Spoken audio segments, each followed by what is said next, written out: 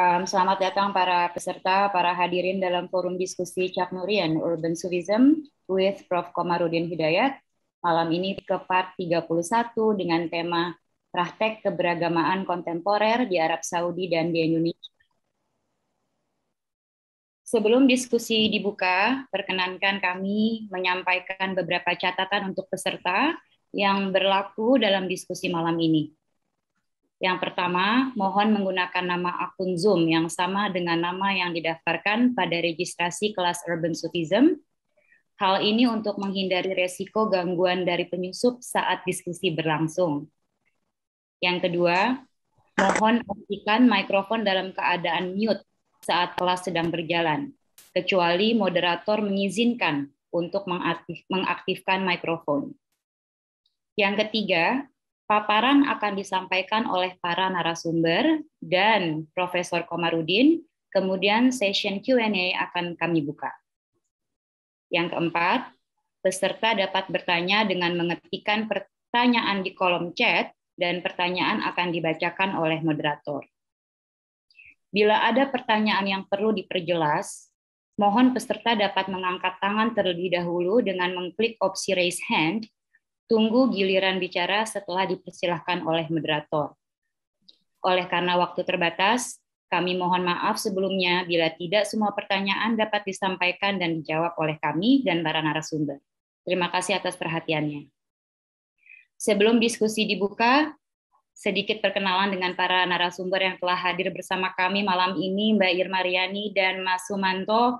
Apa kabar? Salam sehat, salam kenal dari kami semua.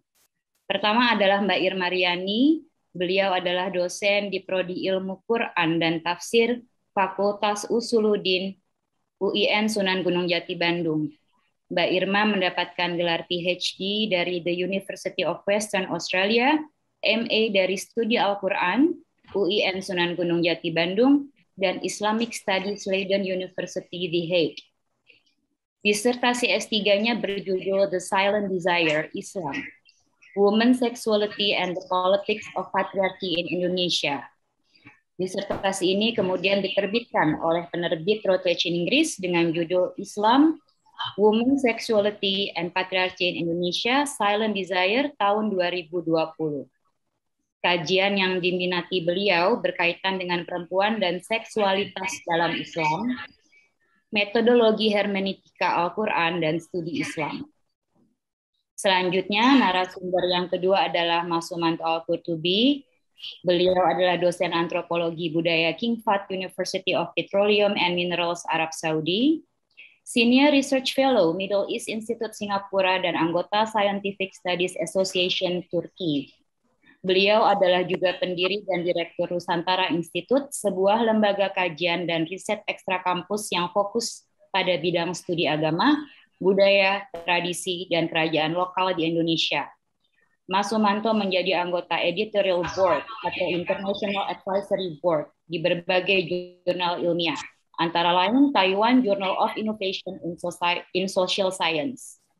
Sebelum mengajar di King Fahd University, beliau pernah mengajar di University of Indiana dan Boston University, Massachusetts.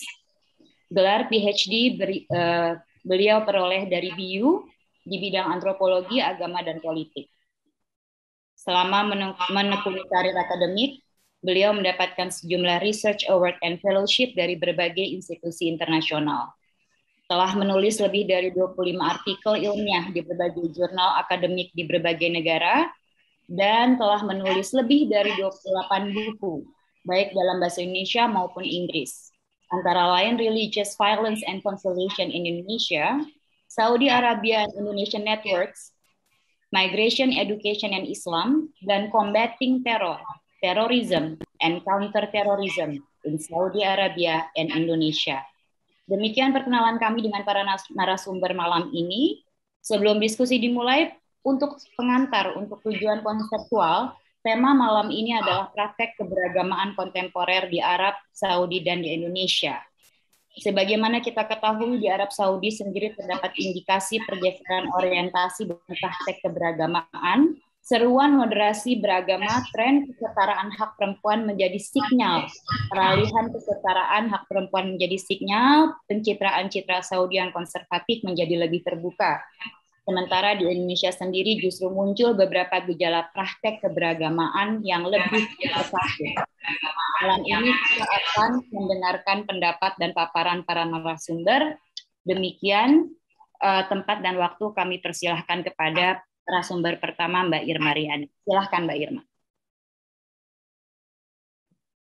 Baik, terima kasih Mbak Dania yang sudah mengantarkan.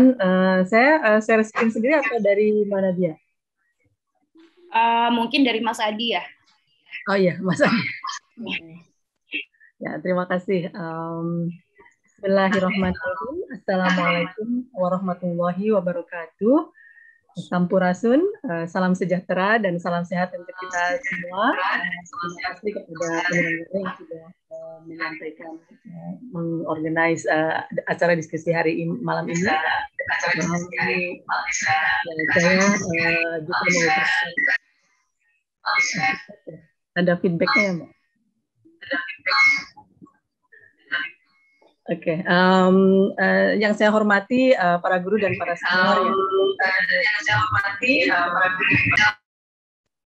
terutama Prof. Komarudin Hidayat, beliau termasuk juga adalah dosen favorit saya, atau saya buku-bukunya juga banyak saya baca, dan salah satu yang menjadi wajib dibaca di kelas saya.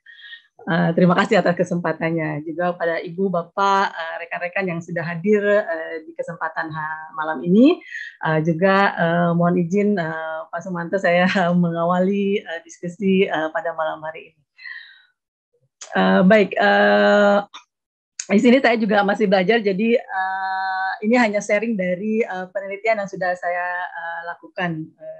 Nah, kalau bicara tentang praktik keberagamaan, mungkin di Indonesia hari ini, Mas Adi bisa di-share screen-nya atau saya yang share screen-nya? Mbak Irma, silahkan. Saya ada problem dengan itu, dengan connecting dari WA-nya. Berarti saya yang share screen ya? Sudah jadi co-host. Oke, baik. Sebentar ya, untuk lebih supaya lebih terarah, saya mungkin akan share screen sebentar. Baik.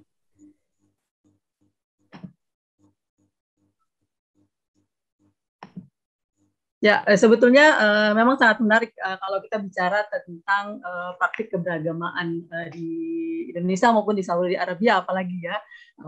Saya juga penasaran untuk mendengarkan nanti penjelasan dari Kurtubi. Tapi kalau kita bicara tentang praktik keberagamaan di hari ini, tentu saja memang sangat luas sekali dan sangat beragam gitu. Oleh sebab itu nanti presentasi saya tentu saja akan saya fokuskan pada menyoroti praktik keberagamaan dari pengalaman perempuan. Kenapa perempuan? Ya karena memang kajian-kajian saya lebih banyak berbicara mengenai kajian perempuan. Walaupun juga kalau kita bicara tentang perempuan, tentu saja praktiknya ada juga sangat banyak gitu. Tetapi concern-nya kalau saya ketika kita melihat praktik keberagamaan perempuan saat ini, tentu ada pergeseran-pergeseran yang sangat jelas dari praktik keberagaman perempuan. Dan itu sangat terlihat misalnya dari simbol-simbol atau manifestasi dari keberagaman itu seperti penggunaan jilbab ya, atau sekarang biasanya disebut sebagai hijab syar'i gitu ya, dan atau misalnya dengan penggunaan term-term Arab yang sekarang marak dipergunakan gitu.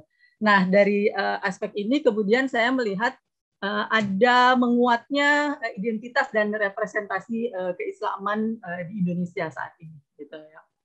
Tetapi juga kalau kita perhatikan menguatnya identitas keagamaan itu cenderungnya ke arah konservatif sekarang, sebagaimana tadi diawali oleh Mbak Nadia ya, tentang pemahaman teks agama yang ini tentunya mempengaruhi nanti terhadap perilaku keberagamaannya.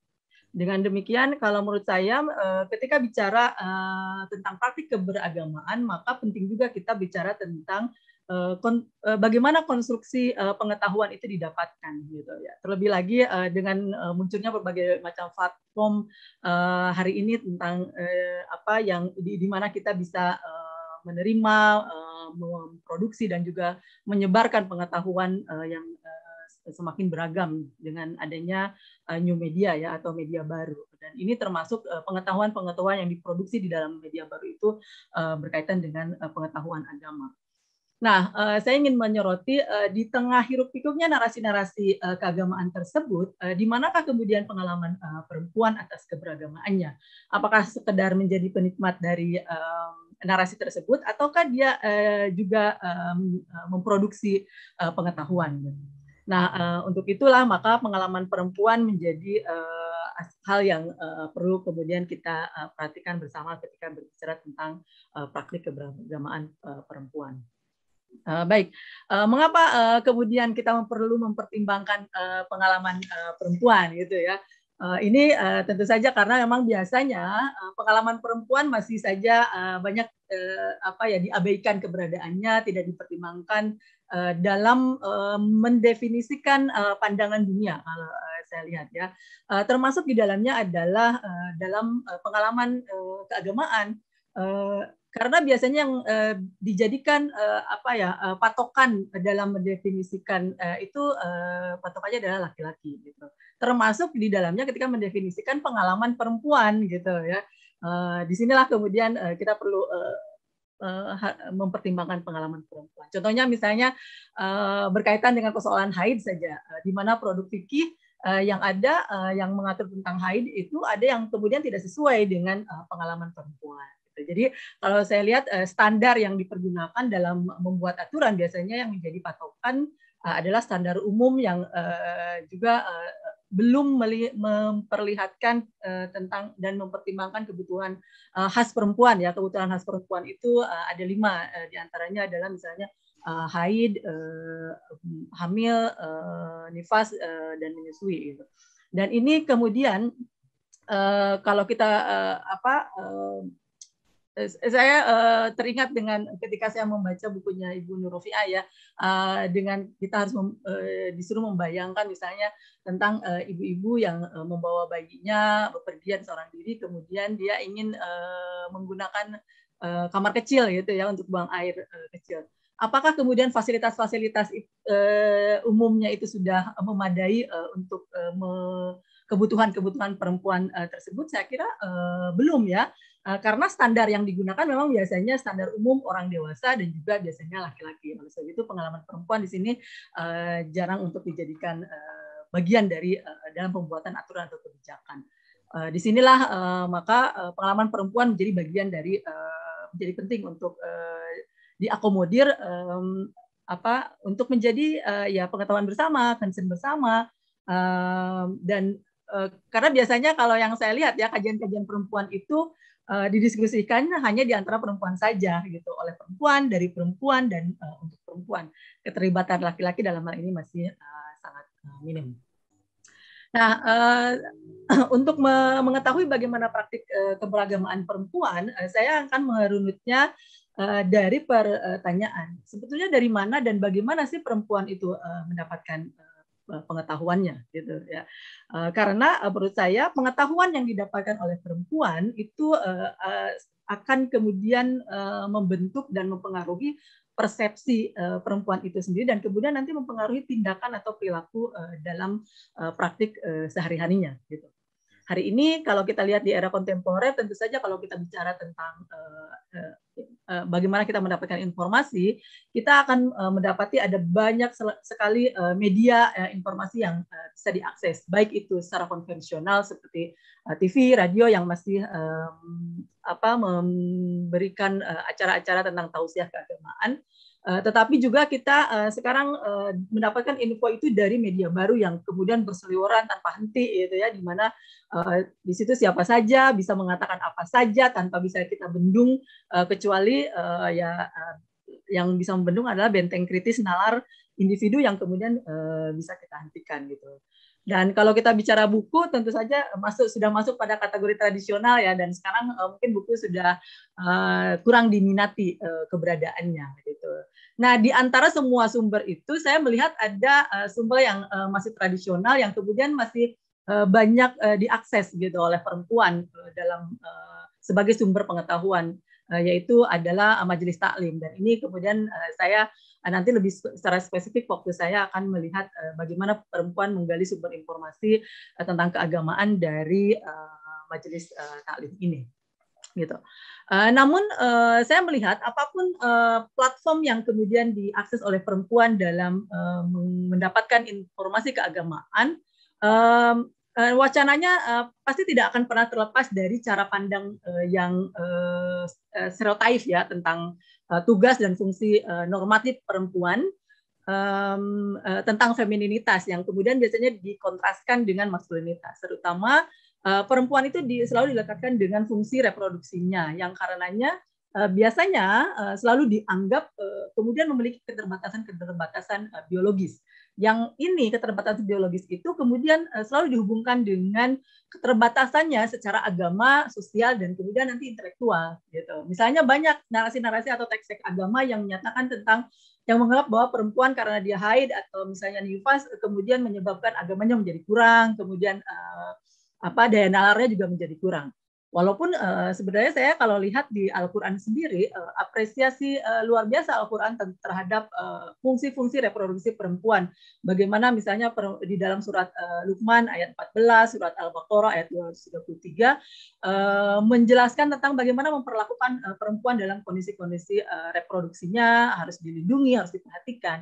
Namun pada tataran praktik keagamaannya, ini kemudian tidak mendapatkan support yang baik gitu.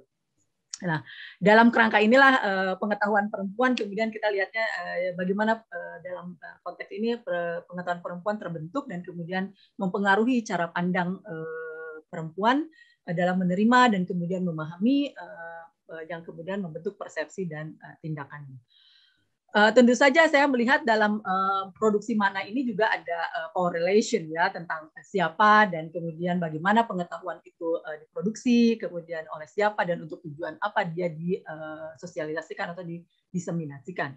Dalam beberapa aspek tuntutan sosial tentu saja sangat mempengaruhi bagaimana perempuan itu mengetahui dan mempraktekkan pengetahuannya dalam tindakan sehari-hari ya. Jadi terkadang apa yang kita yakini sebagai kalau misalnya masyarakat menganggap itu diyakini dan biasanya itu dijadikan sebuah standar kebenaran. Apalagi kemudian standar kebenarannya itu disosialisasikan secara terus-menerus, secara masif dan tidak peduli misalnya apakah secara saintifik atau objektif itu benar adanya, tetapi biasanya itu dianggap kebenaran di dalam masyarakat. Jadi ada korelasinya ya antara power and knowledge yang secara bersama-sama disepakati dan juga tentu disinilah fungsi dan peran perempuan di masyarakat sesuai dengan tuntutan-tuntutan dan peran-peran yang disepakati bersama yang dominan tadi dan normatif. Kemudian sebagaimana saya katakan di awal bahwa kenapa saya melihat dan menyoroti lebih kepada praktek pengetahuan perempuan dan kemudian majelis taklim karena memang ini pengalaman perempuan ini yang kemudian juga ada saya lihat saya munculkan di dalam penelitian saya tentang bagaimana walaupun misalnya penelitian saya lebih fokusnya adalah kepada seksualitas perempuan ya, tetapi ketika saya melakukan fieldwork itu saya menggunakan mencari tahu dari mana sih sebetulnya pengetahuan perempuan tentang relasi tersebut dan praktik-praktik mereka gitu. Dan inilah kemudian yang mengantarkan saya kepada engage ya karena dengan majelis taklim itu karena dalam wawancara saya, kebanyakan para perempuan itu mengatakan bahwa majelis taklim itu adalah sumber pengetahuan agama mereka yang kemudian mereka melakukan atau tindakan-tindakan sehari-harinya itu mereka terframework atau banyak dipengaruhi oleh narasi-narasi agama yang mereka dapatkan dari majelis taklim ini. Gitu. Maaf sekali waktunya 3 menit lagi untuk paparan. Ya, terima kasih. Oh gitu ya. Oke, jadi ya, dan kemudian teori nanti yang saya pakai adalah teori of piety yang banyak dipakai oleh Sabah Mahmud gitu. Walaupun di situ nanti saya akan banyak melakukan beberapa catatan atas teorinya. Tetapi kenapa kemudian Majelis Taklim? Karena saya kira Majelis Taklim hari ini tetap survive walaupun pandemik. Di tempat saya tetap masih running gitu ya, walaupun harus ada pembatasan, tapi Majelis Taklim tetap survive dan dia ada di seluruh pelosok Indonesia ya. Mungkin nanti juga saya konfirmasi nanti kalau kita lihat bahwa perempuan bisa mengorganize kajian keagamaan di tempat publik gitu ya, ini sesuatu yang luar biasa gitu. Walaupun nanti saya akan konfirmasi misalnya di Arab Saudi apakah kemudian perempuan bisa organizing religious activity di publik seperti di Indonesia. Karena kalau kita lihat Majelis Taklim itu kan ada di seluruh pelosok Indonesia, bahkan sampai tingkat RT RW gitu, di mana ada masjid, ya pasti di situ ada ada Majelis Taklim. Tapi yang akan saya soroti mungkin lebih kepada materi-materi di Majelis Taklim itu ya, yang kemudian kalau saya lihat materi-materinya sangat sangat konservatif dan kemudian bias gendernya masih sangat terlihat di mewarnai isi-isi ceramahnya. Misalnya tentang bagaimana tentang kepatuhan, relasi di dalam rumah tangga, kepatuhan terhadap suami gitu ya. Dan ini menurut saya di dalamnya ada aspek penggiringan dalil-dalil keagamaan gitu ya. Karena yang dimunculkan bahkan tentang sifat-sifat stigma-stigma yang melekat pada perempuan gitu ya. Sangat jarang sekali saya melihat ada kisah-kisah teladan tentang Maryam, Rabi'ah misalnya disampaikan di dalam Majelis Taklim gitu. Nah, kalau kita lihat dari pandangan Sabah Mahmud sendiri ya tentang religious movement di Egypt gitu. Dia mengatakan bahwa dalam aspek ini perempuan bisa climbing space gitu ya di publik yang biasa dominasi laki-laki. Tapi kalau saya melihatnya di Indonesia memang perempuan bisa climbing space masjid itu bisa dikuasai ketika mengadakan Majelis Taklim, bisa merangsek ke depan ya. Tetapi kalau saya lihat itu kan dalam tataran bahwa ketika mereka mengadakan Majelis Taklim laki-laki tidak ada di tempatnya gitu ya. Karena kalau kita lihat dalam porsi tempat sholat perempuan kalau di masjid-masjid kita masih sepertiga dari ruangan masjid yang kemudian kita punya dapat tempat yang sangat sempit gitu, terlepas dari apakah jumlah perempuannya banyak atau tidak. Nah, kemudian tadi kalau kita lihat dari materi kajian di Majelis Taklim, saya lihat penceramah utamanya itu kebanyakan masih laki-laki dan posisi penceramah perempuan itu masih sangat secondary gitu.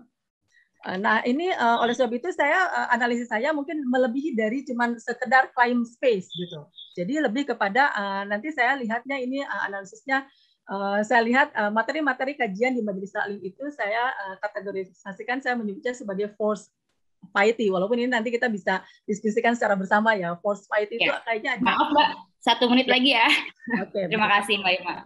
Ya, saya mau menjelaskan tentang post piety. Jadi post piety itu kayaknya ada penggiringan tentang kepasrahan perempuan ya, dengan dalil-dalil teks agama untuk perempuan menerima begitu saja tentang pengorbanan, tentang kepatuhan-kepatuhannya dikuatkan oleh teks-teks agama gitu ya, secara tidak sadar gitu ya. Jadi di situ materi-materi Majelis Taklim itu tidak memberdayakan gitu ya. Oleh sebab itu kalau saya lihat mungkin ini perlu ada perombakan dan kemudian step up dalam kurikulum Majelis Taklim itu sendiri sehingga praktik keagamaan perempuan itu bisa lebih mencerahkan dan memberikan solusi bukan sekedar iming-iming pahala akhirat gitu ya. Memang sudah beberapa ada ulama-ulama perempuan yang step up untuk bisa menjadi focal point di Majelis Taklim, tapi mereka masih pinggiran. Apalagi sekarang kondisinya masih ada terpaan tadi seperti saya katakan, misalnya arah konservatisme atau mengarah pada radikalisme yang itu kemudian perlu kita sadari bersama gitu. Jadi oleh sebab itu mungkin ini pengalaman dan pengetahuan perempuan harus juga diakomodir supaya bisa lebih meningkatkan subjektivitas perempuan di dalam produksi makna, dalam mengkonstruksi makna atas dirinya, dan itu juga mungkin nanti kita bisa bicara tentang agensi perempuan di situ bisa dimunculkan gitu ya. Jadi untuk itu kalau saya lihat bicara tentang kajian-kajian keagamaan perempuan ya tentunya masih sangat normatif ya. Dan itu perlu kita membongkar dan merombak tataran pengetahuannya sehingga nanti kalau pengetahuan perempuannya sudah bisa lebih mencerahkan, tentu saja ini akan sangat berdampak pada bagaimana praktek perempuan itu sendiri tentang subjektivitas dari keberagamaannya. Mungkin itu saja karena waktunya juga sangat sempit jadi banyak yang saya skip, tapi nanti kita bisa diskusi lebih jauh lagi. Terima kasih atas waktunya. Saya kembalikan ke Mbak Nadia. Terima kasih banyak Mbak Irma, terima kasih banyak atas paparannya yang lebih mungkin menekankan ke stereotip dan praktek keberagamaan untuk perempuan di Indonesia. Sekarang kita lanjut mendengarkan pembicara selanjutnya, Mas Sumanto. Tempat dan waktu kami persilahkan. Terima kasih.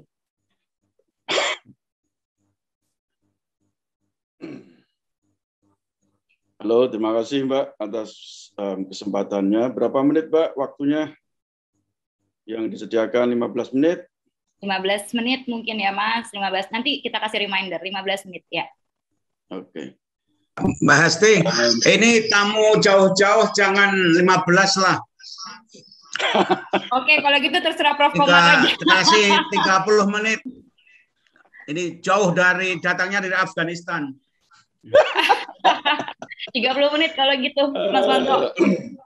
Kita nanti banyak di diskusi aja ya. Pak Komar, terima kasih Pak Komar atas kesempatannya. Udah lama kita bicarakan, tapi baru kesempatan kali ini untuk sharing dengan teman-teman. PowerPoint saya sudah bisa kelihatan ya?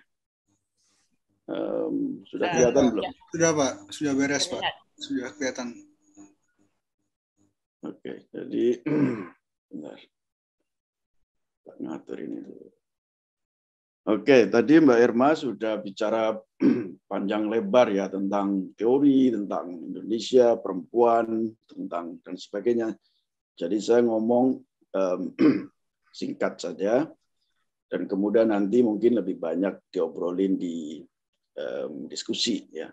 Jadi memang ada beberapa hal yang menarik kalau kita membandingkan antara Indonesia dengan Arab Saudi. Tadi Mbak Irma yang dibicarakan itu sebagai salah satu contoh kecil kalau masyarakat Indonesia sekarang sedang kira-kira euforia keberagamaan. Mereka sedang euforia, sedang senang-senangnya pakai simbol-simbol keagamaan lah kira-kira begitu di ruang publik gitu. Jadi sejak beberapa tahun terakhir ini, dan itu sudah jadi fenomena umum yang biasa kita lihat ya, baik perempuan maupun laki-laki itu sudah sebagian dari mereka sangat suka sekali mengekspresikan hal-hal yang dianggap sebagai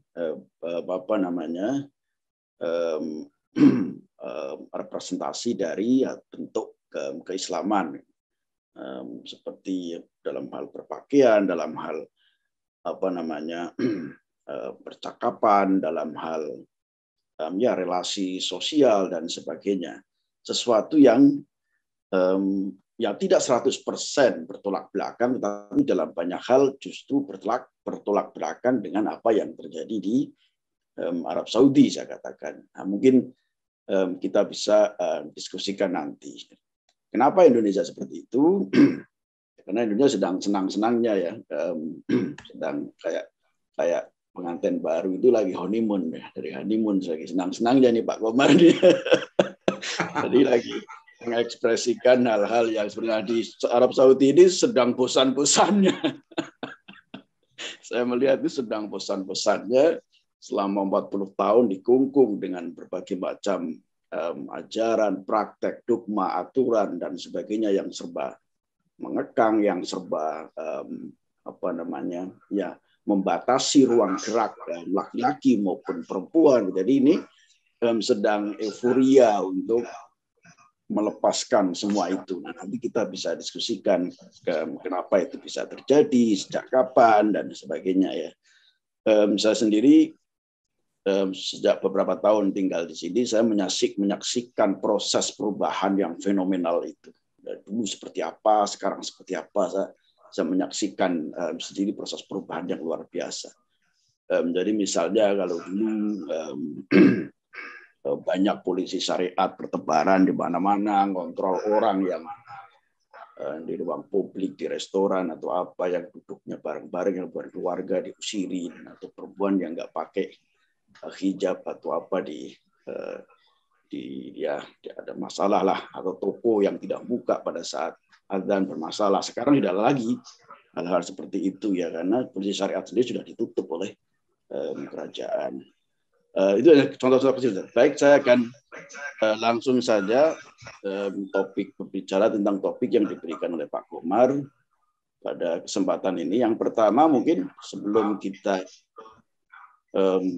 berbicara bersama kemari ya, mungkin kita perlu mengetahui dulu tentang peta geokultural dari Arab Saudi. Nah, ini penting ini, peta geokultural ini, karena banyak dari kita itu buta huruf, tidak bisa membaca peta satu sisi. Yang kedua, dengan menghadirkan peta itu maka kita akan bisa mengerti tentang bukan hanya geografi secara fisik tapi juga secara kultural, karena sebetulnya distribusi Arab Saudi atau Jazirah Arab yang seperti ini itu sebetulnya bukan hanya sebatas perbatasan secara fisik, tapi juga perbedaan fisik itu juga refleksi atau simbol dari perbedaan praktek-praktek tradisi dan kultural. Maka mengetahui tentang geokultural ini sangat penting bagi kita, apalagi sebagian besar masyarakat di Indonesia dan juga non-Indonesia menganggap kurang lebih kalau masyarakat Arab Saudi itu adalah kumpulan masyarakat yang monolitik ya, seragam baik dalam pengertian apa saja, busananya, masyarakatnya, agamanya, dan seterusnya, tradisinya, kulturnya, keagamaannya, dan seterusnya. Jadi dianggap sebagai masyarakat yang monolitik, padahal dalam prakteknya masyarakat Arab Saudi itu sangat plural sekali. Tentu saja tidak seplural Indonesia, tetapi juga sangat plural, sangat majemuk sekali kalau kita mengkaji tentang aspek-aspek sosial, antropologi, dan kesejarahan dari masyarakat Arab Saudi. Nah, ini sekedar contoh kecil dari peta ini, kita bisa tahu nih. Apa kalau saya menggerak-gerakkan ini apa bisa kelihatan ya? Saya menggerak-gerakkan ini apa namanya? Jelas Pak. Jelas Pak. Kelihatannya. Jadi misalnya ini saya jelaskan sedikit. Bagi banyak orang di Indonesia, misalnya mereka tahunya Indonesia itu misalnya Wahabi dalam tanda petik ya. Wahabi itu menurut mereka asumsinya sangat buruk, sangat dari aspek tradisi agamanya dan sebagainya sangat konservatif, sangat militan, sangat dan sebagainya. Itu konstruksi atau pandangan yang ada di sebagian besar masyarakat Indonesia. Dan itu semuanya seolah-olah masyarakat di Arab Saudi itu semuanya seperti itu. Padahal faktanya tidak seperti itu, sangat beraneka ragam. Mari kita lihat satu persatu secara detail. Jadi misalnya di mana sih sebetulnya pusat dari kelompok Wahabisme itu? Ya di sini, ini yang disebut dengan Buraidah Al-Qasim. Ini di bagian tengah. Ini adalah pusat dari masyarakat Wahabisme yang muncul dulu pada akhir abad 18 dan kemudian melakukan kong secara politik dan kemudian sampai sekarang menguasai pemerintahan, keagamaan dan sebagainya. Tapi sebetulnya kalau dilihat dari sejarah, sebetulnya kelompok Wahabisme, saya pakai tanda kutip ya, tanda kutip karena sebetulnya sebutan Wahabi sebetulnya berasal dari luar, bukan masyarakat mereka sendiri yang memberi sebutan. Sebetulnya berangkat dari luar. Mereka tidak menyebutnya sebagai kelompok Wahabi. Mereka lebih suka disebut sebagai Hanbali atau Muwahhidun atau apa dan sebagainya. Mereka tidak suka disebut sebagai Wahabi karena itu berkonotasi peyoratif atau negatif. Ini sebetulnya hanya kelompok ini. Kalau melihat peta ini, ada beberapa hal yang harus kita ketahui. Ini daerah timur. Eastern ini daerah timur. Daerah timur ini adalah kawasan Syiah. Nah, kawasan Syiah yang sebagian, nah kalau bicara Syiah ini juga macam-macam. Yang di timur ini adalah sebagian besar adalah Syiah Isna Syariah. Yang di timur ini Syiah sekitar 15%, saya jelaskan di dalam slide berikutnya. Ini adalah wilayah komunitas masyarakat Syiah, tapi juga migran juga banyak di sini, karena di sinilah pusat industri minyak, pusat-pusat industri modernisasi ada di kawasan ini. Nah, kampus saya itu ada di kawasan ini. Nah, itu kampus saya, karena kampus saya berdekatan dengan pusat-pusat perminyakan di perusahaan-perusahaan minyak di Arab Saudi seperti Aramco dan sebagainya, atau Sabik dan lain-lain. Perusahaan-perusahaan besar ada di kawasan ini, pusat industri, pusat modernisasi, dan sinilah nanti akan kita lihat sejarah kemodernan itu juga muncul dari sini. Sejarah kemodernan di sinilah orang-orang Amerika, Inggris dan sebagainya datang dulu yang kemudian yang bekerja di sektor perminyakan maupun yang lain-lain, yang kemudian mereka nanti membentuk kultur masyarakat Saudi di bagian timur ini yang cukup berbeda dari kawasan lain. Nah, karena pusat industri di kawasan Eastern ini, di kawasan timur ini, karena pusat industri, maka banyak kelompok-kelompok migran berdatangan ke kawasan ini untuk bekerja baik di perusahaan minyak maupun di perusahaan-perusahaan di luar itu. Banyak sekali, baik yang dari Yaman, dari tetangga-tetangga sebelah ya, dari Yaman, ini Yaman ada di sini nih, ada di kawasan selatan, banyak sekali dari Mesir juga, dari Sudan juga, dari negara Afrika itu banyak sekali, dari Jordan juga, dari mana-mana. Baik itu masyarakat Arab maupun non-Arab. Yang non-Arab misalnya ya dari kelompok-kelompok dari Pakistan, India, Bangladesh dan sebagainya, termasuk Asia Tenggara, Filipina dan Indonesia tentunya. Filipina sangat besar sekali.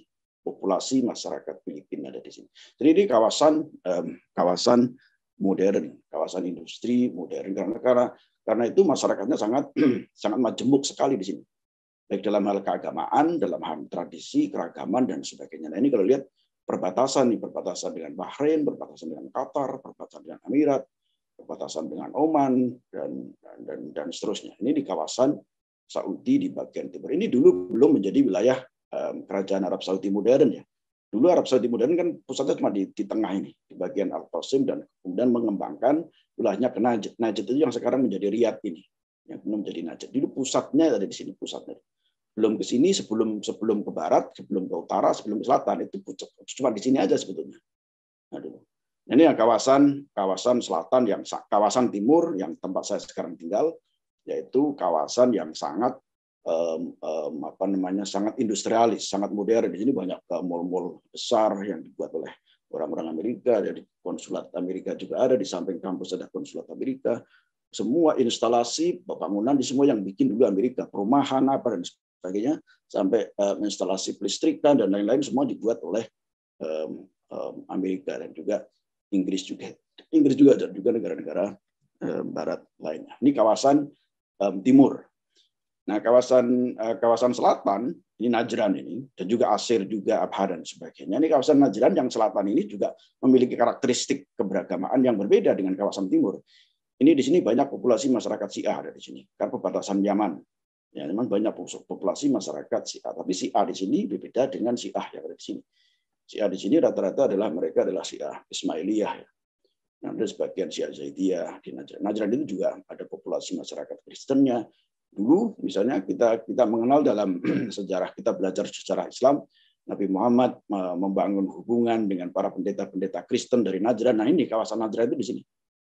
Kawasan Najran di sini maksudnya. Dulu memang menjadi pusat, salah satu pusat masyarakat komunitas Kristen dulu ada di sini, karena di sini kerajaan yang cukup besar. Yahudi pernah bikin kerajaan di sini, Kristen juga pernah bikin kerajaan di sini, cukup besar secara peradaban, cukup besar. Sama dengan wilayah timur ini juga dulu memiliki peradaban sendiri yang disebut dengan peradaban Dilmun, ya. Memiliki peradaban sendiri yang juga sama dengan Najran juga memiliki peradaban sendiri. Nah, ini kawasan selatan ini mereka memiliki tradisi yang juga berlainan, baik dari aspek tradisi, budaya, pakaian, cara berpakaian dan sebagainya, semuanya memiliki praktek-praktek yang berlainan dari aspek dance misalnya, atau dari aspek tari, mereka punya tari-tarian sendiri yang berbeda dengan masyarakat Arab yang lain. Dan juga yang lain-lain juga begitu, nanti kita jelaskan. Nah, kalau kita lihat, ini peta di wilayah Saudi bagian selatan, yang bagian selatan. Dan kalau kita lihat di bagian barat, nah, Makkah itu ada di bagian barat, Jeddah ada di sini Jeddah. Nah, Jeddah itu juga lain sama Makkah, karena Jeddah sejak zaman dulu menjadi pusat pelabuhan, jadi banyak orang berdatangan ke Mekah lewat Jeddah tentu saja.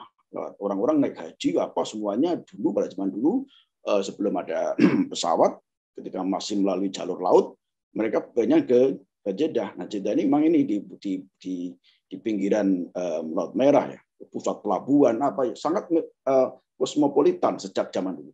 Sama dengan ini tipikal pesisir ya, tipikal kota pesisir.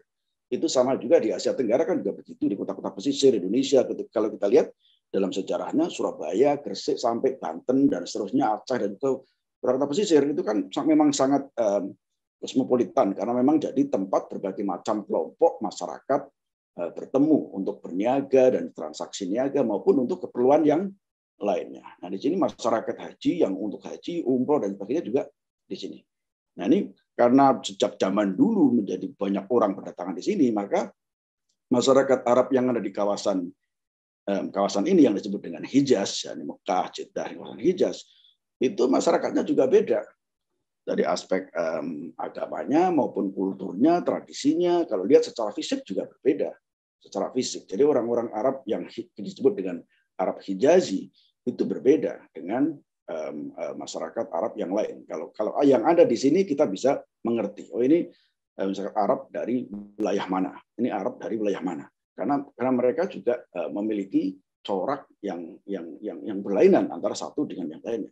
Nah, karena Hijaz ini sudah zaman dulu itu sangat kosmopolitan sekali, sangat maju sekali. Beda dengan kalau kawasan timur ini majunya sejak ada proses industrialisasi, sejak ada banyak kelompok migran dari luar itu sejak ada industrialisasi, yaitu kira-kira sejak akhir tahun 1930-an ya, ketika kilang minyak ditemukan, tetapi proses migrasi baru berdatangan sejak tahun 1970-an, baru mulai ada proses orang-orang ekspat datang di kawasan timur ini. Tapi kalau Hijaz, Jeddah, karena orang datang ke sini itu untuk haji dan sebagainya sudah sejak zaman dulu masyarakat datang sini, maka Hijaz itu penduduknya sangat lebih kompleks, lebih kosmopolitan, lebih kompeten dan sebagainya. Jadi yang juga tidak sama dengan kawasan ini, juga tidak sama dengan kawasan Najran dan seterusnya.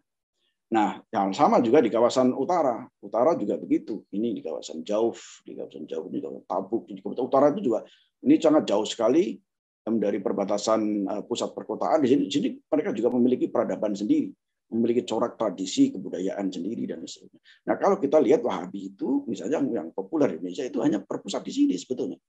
Hanya berputar-putar, ada awalnya muncul di sini, dan Riyadh ini adalah Najd itu salah satu atau mungkin satu-satunya di Arab Saudi, satu-satunya wilayah yang terisolir. Baru dibuka, para sejarawan menduga baru tahun 1970-an Riyadh itu atau Najd itu baru membuka orang luar untuk dibolehkan masuk ke situ. Jadi sebelumnya itu merupakan wilayah yang hanya untuk mereka sendiri, hanya untuk kalangan masyarakat yang ada di kawasan ini yang sudah dibentuk oleh pemahaman Salafi yang cukup ketat yang disebut dengan Wahabi tadi. Jadi mereka tidak membolehkan masyarakat luar datang karena kalau ada masyarakat luar itu dianggap akan mengkontaminasi kepercayaan, keimanan, akidah, praktek keislaman yang telah mereka lakukan. Jadi mereka memprotek wilayah ini dari masyarakat luar. Makanya ini salah satu kawasan atau mungkin satu-satunya kawasan yang sangat terisolir, karena itu proses interaksi kebudayaan dengan masyarakat lain itu sangat terbatas di kawasan ini. Makanya kita melihat masyarakat teman-teman Wahabi itu dalam banyak hal sangat tertutup, sangat apa dan sebagainya itu karena mereka dalam sejarahnya sebetulnya begitu.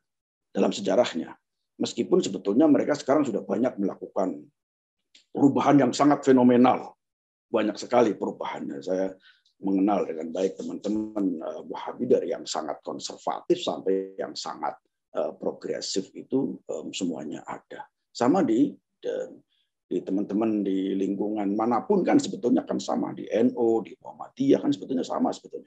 Di NU misalnya ada yang sangat konservatif, juga ya ada yang sangat progresif. Muhammadiyah kan juga begitu, ada yang dan sebagainya dan sebagainya. Tren itu sebetulnya juga sama di teman-teman Wahabi dalam tanda petik juga begitu, ada yang sangat ketat memegang tradisi, tapi juga ada yang sangat fleksibel, ada yang sangat moderat begitu. Jadi tidak sama antara teman-teman Wahabi satu dengan Wahabi lainnya. Nah itu peta geografi ini penting untuk diketahui. Jangan sampai menganggap bahwa semua masyarakat Saudi itu sama, padahal sebetulnya berbeda. Nah perbedaan geografi ini bukan hanya sekedar perbedaan fisik, sekali lagi mereka juga membawa perbedaan budaya, tradisi, dalam hal nyanyian-nyanyian syair misalnya, atau dalam hal tari, dalam hal berpakaian, dalam semuanya mereka punya pakaian tradisional masing-masing, adat masing-masing. Jadi kelas saya itu kan karena kelas antropologi budaya, biasanya kalau ada acara presentasi dari karena murid-murid saya itu datang hampir dari semua wilayah sini. Jadi kalau ada presentasi mereka saya minta sebelum COVID ya, saya minta untuk datang presentasi dengan berpakaian tradisional masing-masing. Wah itu rame nanti di kelas warna-warni karena mereka juga punya pakaian adat sama seperti Indonesia, punya adat. Nah, pakaian putih kemudian pakai simak dan sebagainya itu kan pakaian nasional, bukan pakaian adat ya, pakaian nasional itu Indonesia kayak gini ya batik atau apa. Tapi kalau pakaian daerah mereka beraneka ragam. Perempuannya pun begitu, nggak cuma laki-lakinya ya. Perempuannya pun begitu, mereka punya pakaian tradisional masing-masing. Nah sekarang ini sedang digerakkan untuk apa namanya menggerakkan adat-adat Arabia lah kalau di Indonesia adat Nusantara, kebangkitan adat Nusantara, kebangkitan budaya adat Arabia lah kira-kira begitu, banyak dibikin acara-acara di mana-mana. Nah ini peta geokultural yang perlu kita ketahui. Kemudian peta demografi dan pemeluk agama ini juga penting. Banyak yang dari kita yang tidak memahami peta pemeluk agama dan demografi. Nah sekarang kita lihat penduduk Indonesia ini sensus sekitar ini sensus 2020 ya. Penduduk Arabia, Arab Saudi ada sekitar 34 juta, dan 34 juta itu 65% lebih itu adalah pemuda-pemudi, 65% lebih. Jadi usianya dari 15 tahun sampai 50 tahun itu adalah 65%. Dan ini dari 34 juta ini harus nanti diminus 35% dari total ini adalah migran, kelompok migran yang saya sebut tadi. Kelompok migran dari 34 itu dikurangi 35%. Kira-kira berapa itu? Saya bukan ahli matematika. Masyarakat Saudinya berarti berapa? Kalau di luar 35% yang migran. Nanti Pak Komar biar menghitung di belakang. 34 juta dikurangi 35% migran. Itu berarti sisanya itu berarti masyarakat Arab. Nah, masyarakat Arab itu nanti dari beragam klan, suku, family yang banyak sekali bertebaran di mana-mana. Ya. Dan masing-masing suku itu juga berbeda-beda satu dengan yang lain. Makanya dulu pada awalnya ketika kerajaan Saudi ini berdiri, pada awalnya mereka membuat semacam konfederasi suku. Suku-suku itu harus betul-betul disatukan supaya untuk mendukung pemerintah. Kalau tidak, nanti mereka bisa pecah-pecah. Suku itu meskipun sama-sama Arab, mereka dari klan, dari suku klan yang berlainan seperti saya jelaskan di peta ini. Klan-klan berlainan ini suku itu bersebaran sama-sama Arab tetapi memiliki corak yang sangat variatif sekali, bermacam-macam klan-klan itu. Nah, paling saya bisa mengenali itu. Awalnya saya tidak mengenali, lama-lama saya bisa mengenali. Itu bisa dilihat dari nama-nama belakang mereka itu berarti dari klan mana, dari suku apa dan seterusnya. Dan itu dari total penduduk ini minus 35% total. Dari sebagian ini kita lihat masalah agama, kita lihat misalnya mereka memang mayoritas Muslim Sunni ya, mayoritas dari berbagai macam mazhab. Meskipun mazhab Hanbali adalah mazhab resmi negara pemerintah, tetapi dalam prakteknya mereka memiliki beragam mazhab. Ada Syafi'inya juga ada, mazhab Malikinya juga dipraktekkan, Hanafinya dan seterusnya. Nah, kemudian di luar Sunni ada masyarakat Syiah sekitar 15% seperti yang saya sebut tadi. Jadi meskipun mayoritas Syiah itu Isna Asy'ariyah, sebagian sisanya ada Syiah Ismailiyah, ada Syiah Zaidiyah, ada Syiah Nahawala. Syiah Nahawala itu adalah kelompok Syiah kecil di daerah Madinah. Di daerah Madinah ada kelompok Syiah kecil di kawasan Madinah yang menyebut diri sebagai kelompok Nahawala. Kemudian ada Syiah Bukhra. Syiah Bukhra ini dipengaruhi oleh Syiah yang bercorak Asia Selatan, kira-kira begitu. Nah, karena banyak penduduk migran juga, populasi Kristen juga banyak. Umat Kristen itu bagian Katolik, Protestan, yang diperkirakan ada sekitar 1,5 juta ekspat.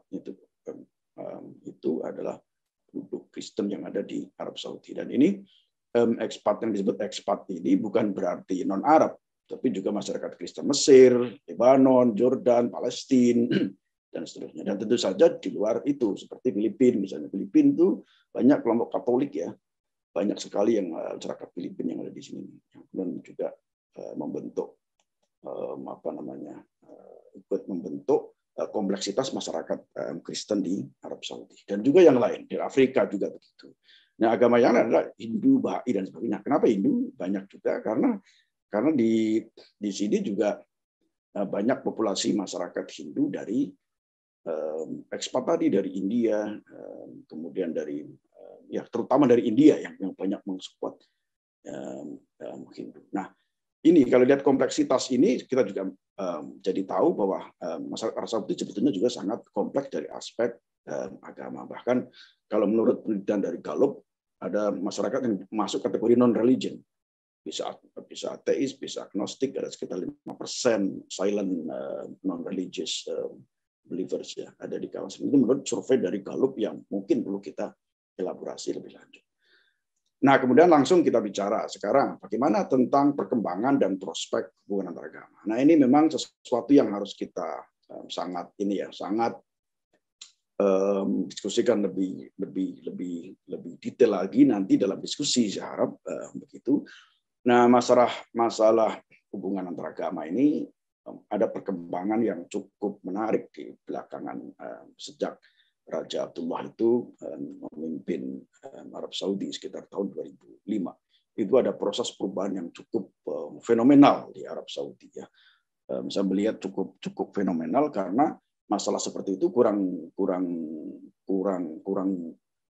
begitu tampak di publik sebelum zaman mendiang Raja Abdullah. Jadi prosesnya adalah setelah Raja Abdullah menjadi raja, kemudian terjadi proses perubahan yang cukup lumayan menarik untuk diamati, khususnya tentang hubungan antar agama ini. Jadi ada desas-desus, bahkan dalam waktu yang mungkin tidak terlalu lama lagi, desas-desus ya, pembangunan gereja akan mulai ada di kawasan Arab Saudi. Nah, ini menarik, Saudi ini kalau dibandingkan dengan yang lain, satu-satunya negara yang selama ini kawasannya tidak boleh dibuat tempat-tempat ibadah non-Muslim. Meskipun pada zaman dulu itu juga ada gereja. Misalnya di Jubail, di kawasan timur ini, tempat saya tinggal itu, dulu ada sebuah gereja tua ya, dibangun pada abad sekitar 4 Masehi yang disebut dengan gereja Jubail, ada di kawasan ini. Yang kemudian sekarang tidak tampak lagi, tidak jelas lagi, tapi masih ada situs-situsnya, masih ada di situ. Dan kemudian ada yang bilang kemudian di Jeddah, ada yang bilang ada gereja Anglikan di Jeddah, dan kemudian saya bilang tadi di Najran juga begitu. Nah, kalau beberapa tahun terakhir ini Saudi menjadi sejak habis berkuasa, Saudi menjadi satu-satunya negara di kawasan Arab Teluk ini yang tidak memiliki bangunan tempat-tempat ibadah non-Muslim. Di daerah lain mereka punya. Di Qatar ada sejak tahun 2006. Qatar sudah bangun banyak gereja di Qatar. Gereja apa aja ada di Qatar. Kemudian di Bahrain, Kuwait, Emirat juga begitu, dan seterusnya. Saudi menjadi satu-satunya. Nah, ini kemudian belakangan ini mulai intensif nih, baik setelah Raja Abdullah meninggal, kemudian dilanjutkan oleh adiknya, Salman itu adiknya Raja Abdullah. Dan ini MBS adalah putra dari Salman. Melanjutkan apa yang sudah digagas oleh Raja Abdullah. Raja Abdullah memprakarsai banyak hal ya, bertemu dengan, melakukan pertemuan sejarah, bertemu dengan paus misalnya di Vatikan, dan kemudian mengorganisir 500 tokoh agama dunia dan datang di Mekah. Itu dikumpulkan di Mekah. Ini menarik. Kenapa Raja Abdullah memilih Mekah? Ini simbol bahwa untuk melakukan pilihan tempatnya Mekah itu adalah sangat menarik. Semua kelompok agama dikumpulin di situ, sekitar 500 tokoh agama dikumpulin di situ untuk melakukan deklarasi tentang prospek hubungan antar agama. Dan sejak itu kemudian juga dibentuk banyak sekali ya perubahan-perubahan yang dilakukan oleh sejak Raja Abdullah itu. Misalnya di posisi badan ulama misalnya sudah dibentuk, sudah bukan hanya didominasi oleh kelompok Wahabi, tapi juga macam-macam lain juga ada di situ. Dan kemudian Raja Abdullah juga memprakarsai pembentukan lembaga dialog nasional, yang di situ kelompok-kelompok Syiah juga dilibatkan dalam proses itu. Adalah banyak kelompok Syiah moderat seperti Hasan Safar dan sebagainya juga dilibatkan dalam proses dialog nasional yang cukup intensif ya sejak Raja Abdullah berkuasa 2005. Dan itu menarik, dan itu dilanjutkan dengan sekarang ini hampir banyak sekali pertemuan-pertemuan tokoh-tokoh Kristen. Ini ada gambar, ini adalah pertemuan dengan tokoh-tokoh Kristen dari Libanon ya, gereja Maronite dari Libanon. Ini mereka datang kemudian melakukan perbincangan yang cukup intensif dan dipublikasi secara masif oleh koran-koran di sini. Dan ini MBS dan melakukan pertemuan dengan tokoh-tokoh dari gereja Koptik ya, Mesir. Nah, ini satu hal yang menurut saya kita lihat ke depan ini apakah menjanjikan atau tidak persoalan interaksi atau hubungan antar agama ini. Mari kita melihat bersama seperti apa yang terjadi dan bagaimana MBS dan King Salman ini membuat gebrakan-gebrakan yang cukup fenomenal yang berkaitan dengan keberagamaan. Nah, ini yang salah satu menarik lagi adalah mungkin ini tidak familiar, mungkin buat orang yang tidak ngerti, ini mungkin ada foto ini ada di kawasan mana, tapi ini sebetulnya di Arab Saudi, di sebuah kampus di Arab Saudi. Ini sebetulnya simbol dari keberagamaan yang cukup luar biasa di dunia universitas, di dunia kampus, di perguruan tinggi. Nah, kampus saya termasuk salah satunya dari yang memprakarsai tentang keberagaman itu. Karena itu banyak populasi non-Muslim ada di tempat saya. Banyak sekali, termasuk di departemen saya juga ada banyak sekali yang non-Muslim. Nah, ini bisa kita lihat simbol keberagamaan seperti apa. Kita bisa lihat dari ekspresi masyarakat dan sebagainya di dunia perguruan tinggi yang sangat berbeda sekali iklimnya. Ini sesuatu yang sangat tidak mungkin pemandangan ini terjadi di tahun-tahun sebelumnya kalau tidak ada proses reformasi. Nah, kemudian juga ini mungkin yang salah satu contoh saja tentang menarik ini. Nah, dulu nih diharamkan nih movie ini, teater apa, sekarang udah banyak kali bioskop-bioskop dibuka di mana-mana dan kemudian masyarakat bisa menikmati pertunjukan-pertunjukan yang beraneka ragam. Nah, kenapa itu terjadi? Nah, bagaimana itu tantangan-tantangannya dan sebagainya, mari kita diskusikan saja supaya lebih lengkap ya. Ini sudah lebih dari 30 menit ini Pak Komar nih. Saya minta nanti diskusi aja supaya lebih intensif ya. Kenapa ini bisa terjadi dan bagaimana tantangannya tentang keberagamaan dan seperti apa nanti prospek ke depan kita bicarakan saja dalam diskusi. Saya kira itu Mbak Moderator. Laporan singkat dari saya, jadi mungkin kita lanjutkan dalam diskusi saja supaya lebih menarik. Demikian, terima kasih, saya kembalikan ke moderator ya, Mbak siapa tadi, Mbak Nadia. Terima kasih banyak Pak Sumanto atas paparan yang sangat komprehensif. Selanjutnya sebelum Q&A dibuka, kami persilakan kepada Prof. Komar untuk memberikan tanggapannya. Baiklah, terima kasih. Suara saya kedengar ya? Jelas, Prof. Ya. Oke, terima kasih. Ada beberapa pertanyaan, tapi pertama saya sampaikan terima kasih ya kepada Kang Manto ini yang mestinya ceritanya lebih seru tadi tapi nggak diteruskan. ketika di Saudi mulai rileks, mulai kendor terbuka, tapi di sini kok malah semakin kenceng beragama. Nah ini tolong nanti Mbak Irma sama Kang Manto untuk menjelaskan. Jadi kalau di sini ada proses jilbabisasi yang begitu kenceng, sementara di sana terjadi satu gambaran karikatural saja. Tentu inti Islam bukan di situ, tapi hanya itu kan satu hal yang karikatural. Nah yang kedua, Wahabi itu kan kecil ya tempatnya, tapi mengapa kok kemudian bisa menguasai, tersingkir dan kemudian pengaruhnya sampai ke Indonesia? Apakah nasab Arab-Arab di sini, termasuk seperti Habib Rizik gitu yang melakukan gerakan populisme Islam begitu keras, itu di sana apakah juga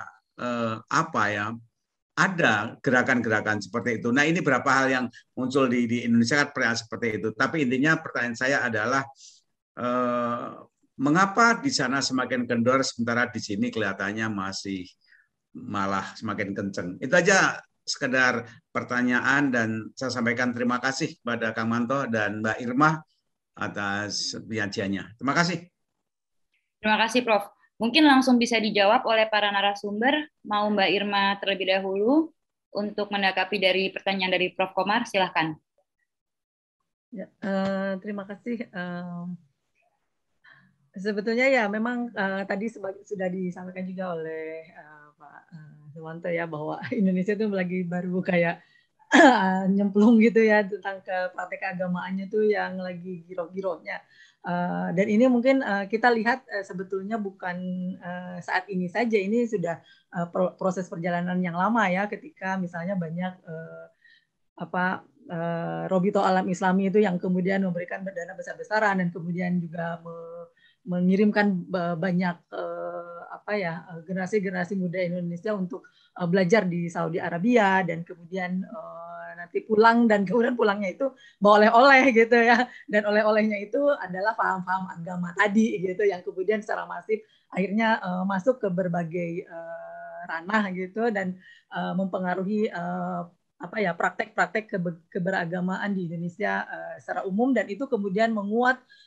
Tadi saya katakan juga misalnya angin-angin konservatisme itu kemudian semakin menguat, termasuk dalam praktek keberagamaan.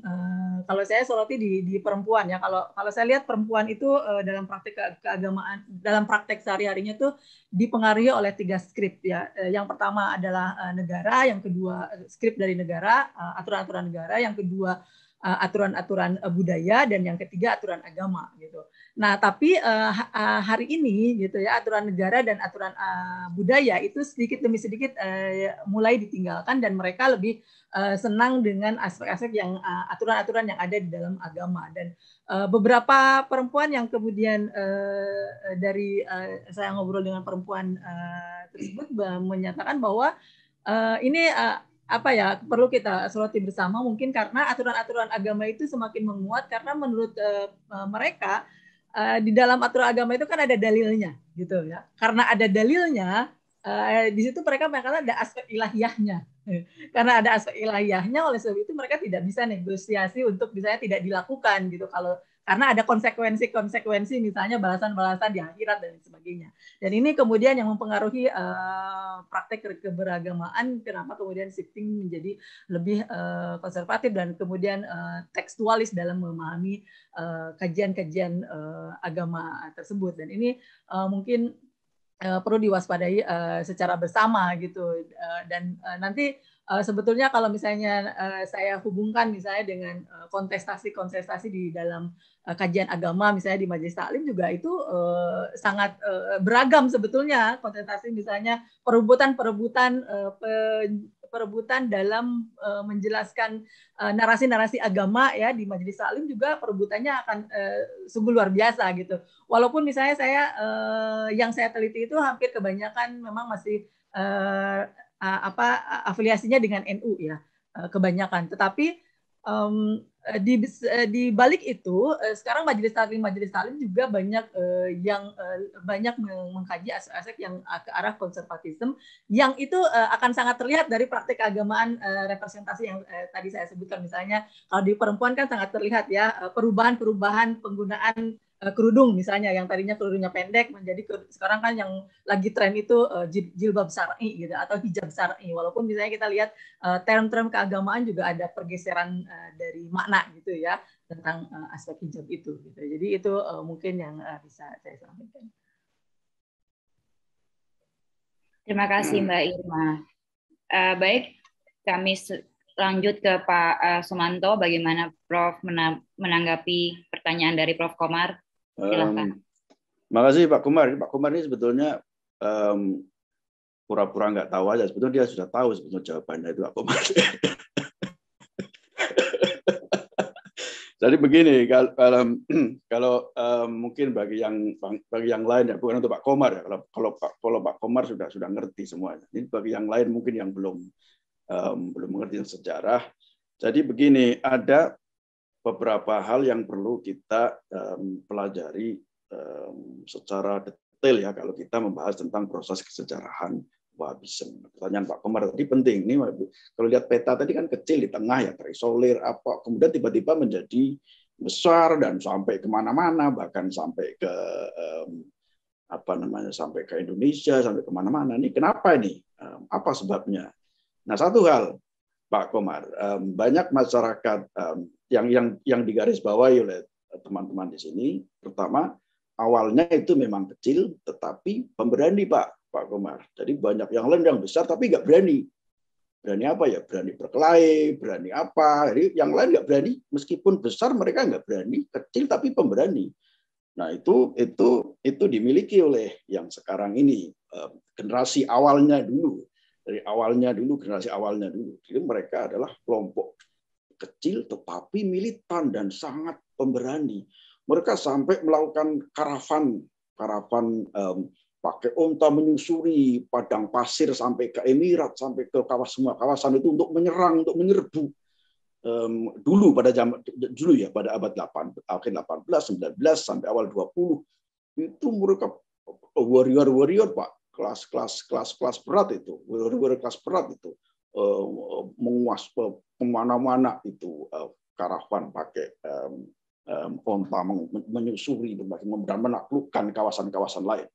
Dan kemudian Cini di kawasan ini, Asa itu di kawasan timur ini ditaklukkan. Setelah kawasan timur ditaklukkan, kemudian mereka ke kawasan barat. Kan ke daerah Hijaz, kemudian mereka menaklukkan. Ini berani, kecil tapi pemberani.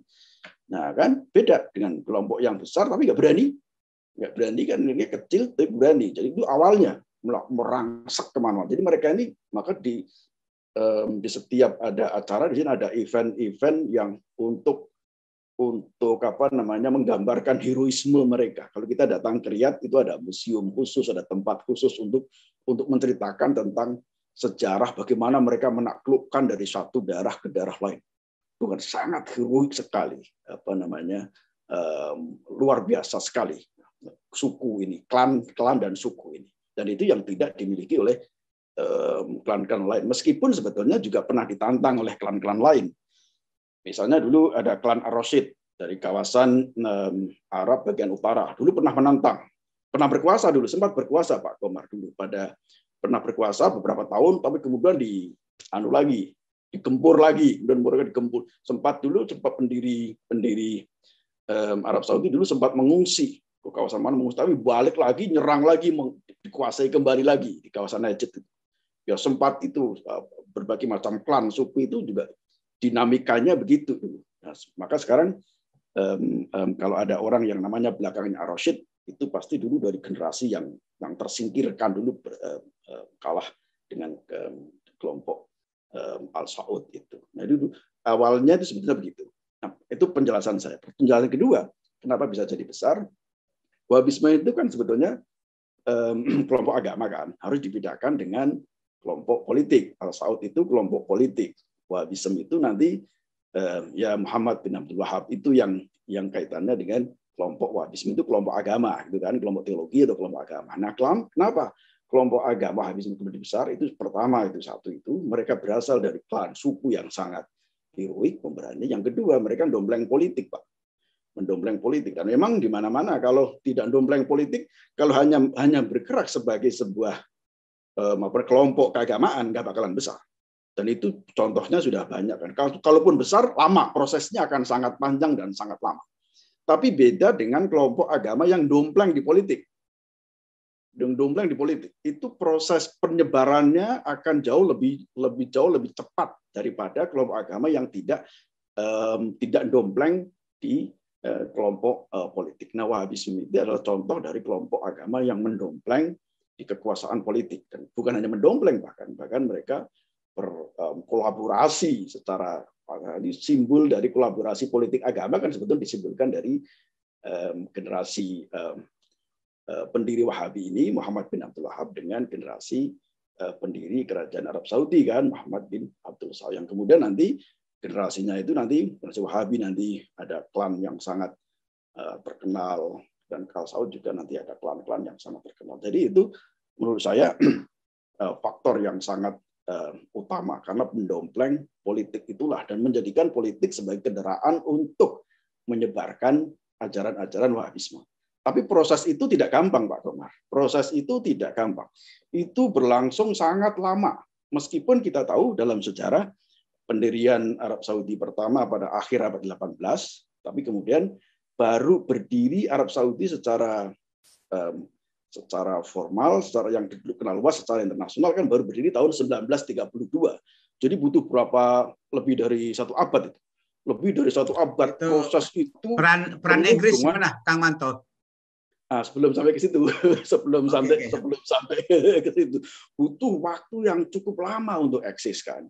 Butuh waktu yang cukup lama untuk eksis sampai Arab Saudi menjadi sebuah negara modern tahun 1932.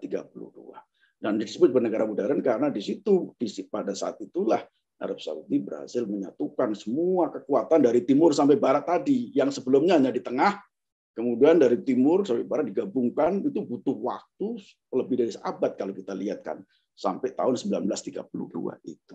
Tapi waktu itu pun sebetulnya belum besar, belum sampai keluar ke luar Saudi, belum, itu masih kupak-kupak aja di wilayah sini kan. Masih banyak tantangan dari berbagai macam wilayah sini, belum bisa ekspansi keluar. Kenapa begitu? Ya karena nggak punya uang. Very simple, nggak punya duit untuk melakukan ekspansi, gitu kan.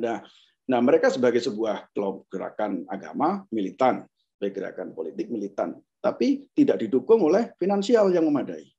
Nah, finansial itu nanti baru ditemukan setelah ditemukan ladang-ladang minyak itu di tempat saya kerja ini. Di akhir 1930-an, akhir itu nanti para geolog-geolog dari Amerika datang di situ, para insinyur-insinyur datang menemukan.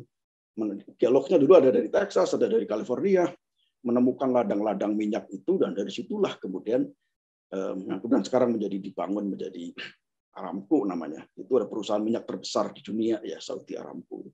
Dan dulu awalnya sebetulnya itu ditemukan oleh para geolog-geolog Amerika. Nah, dulu ada simbolis pertemuan itu. Dulu pada waktu itu simbolis pertemuannya dilakukan oleh Presiden Franklin D. Roosevelt. Dulu Franklin Roosevelt melakukan simbolis pertemuan dengan pendiri kerajaan Arab Saudi modern, yaitu Raja Ibn Saud atau Raja Abdul Aziz bin Ibn Saud. Simbolis pertemuan untuk melakukan kolaborasi antara Amerika dan Arab Saudi. Kenapa Arab Saudi butuh Amerika? Karena Arab Saudi nggak punya sumber daya. Wahabi kan nggak tahu minyak, nggak tahu bagaimana, nggak menguasai insinyur, menguasai perminyakan, kan nggak ngerti. Mereka tahunya kan teologi, haram halal, kafir, dan sebagainya. Mereka nggak ngerti bagaimana mengelola minyak. Sangat rasional. Jadi mereka butuh para geolog-geolog dari luar itu untuk itu. Nah, itu dulu simbolnya di perayaannya di tempat saya ini. Perayaan ngumpul, ketemu bikin kendurennya apanya di sini Pak Komar, di kampusku ini dulu. Dan kemudian didirikan kampus. Itu dulu tempat pertemuan antara utusan-utusan dari Amerika dengan utusan-utusan dari kerajaan Arab Saudi, dulu ngumpulnya di sini. Nah, sejak ada pertemuan minyak itu kemudian berubah kan, Saudi kemudian mempunyai banyak uang. Nah, mulai dilakukan penataan-penataan. Tetapi waktu itu pun sejak tahun 40-an pun waktu itu pun belum ekspansi keluar, Pak Komar.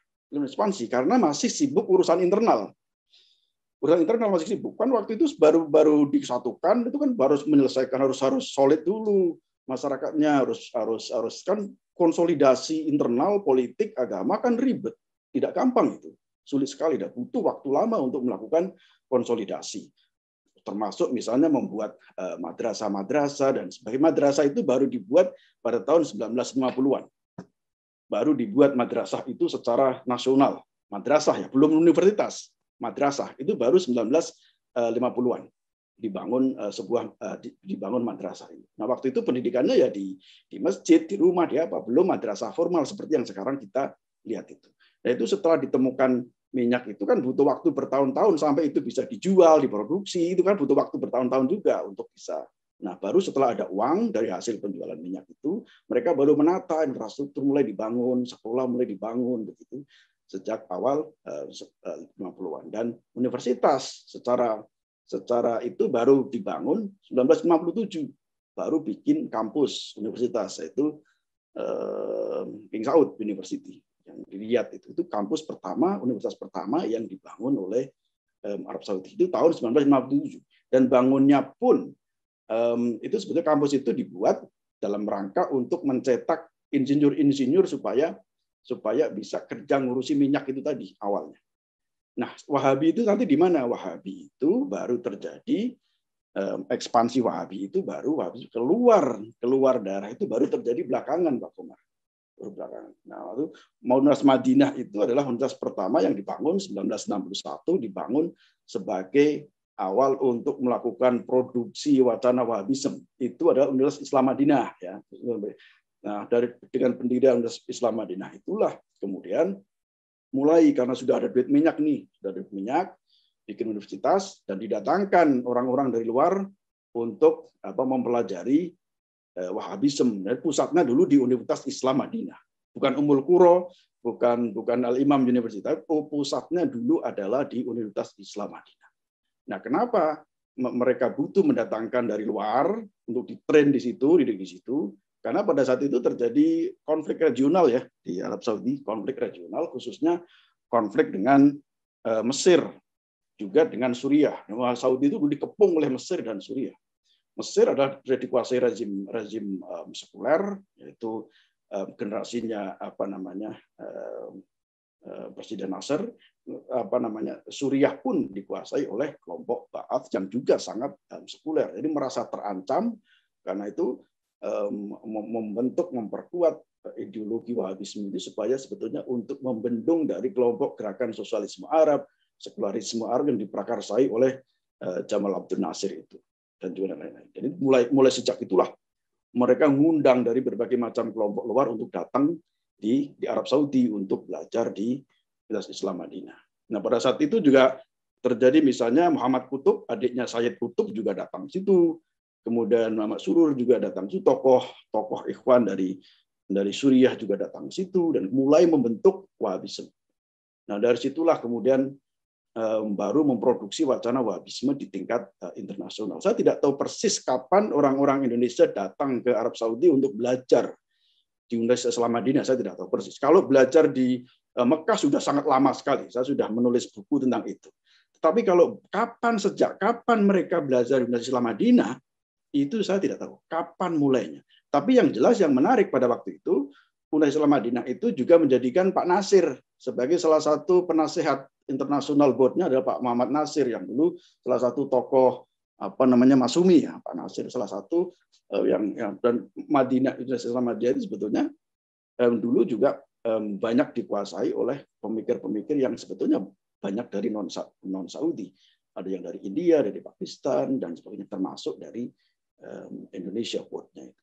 Nah, ekspansi itu kemudian datang dari situ, mulai dari Islam Madinah. Setelah itu kemudian membuat Universitas Imam Muhammad bin Saud ya, pada tahun 1980-an dibentuk Imam Muhammad bin Saud. Nah, Islam Muhammad bin Saud itulah nanti yang punya cabang di Jakarta, Lipia itu. Lipia itu masih ada kan, Lipia di Jakarta itu. Nah, Lipia itu dibentuk pada tahun 1980-an kalau nggak salah, itu adalah cabang dari Universitas Imam Muhammad bin Saud di sini yang ada di Riyadh. Nah, sebetulnya itu awalnya. Jadi sejak dibentuknya Universitas Islam itu kemudian dimulailah proses untuk melakukan ekspansi Wahabisme mulai diperkenalkan ke tingkat internasional melalui para murid-murid yang belajar di Arab Saudi.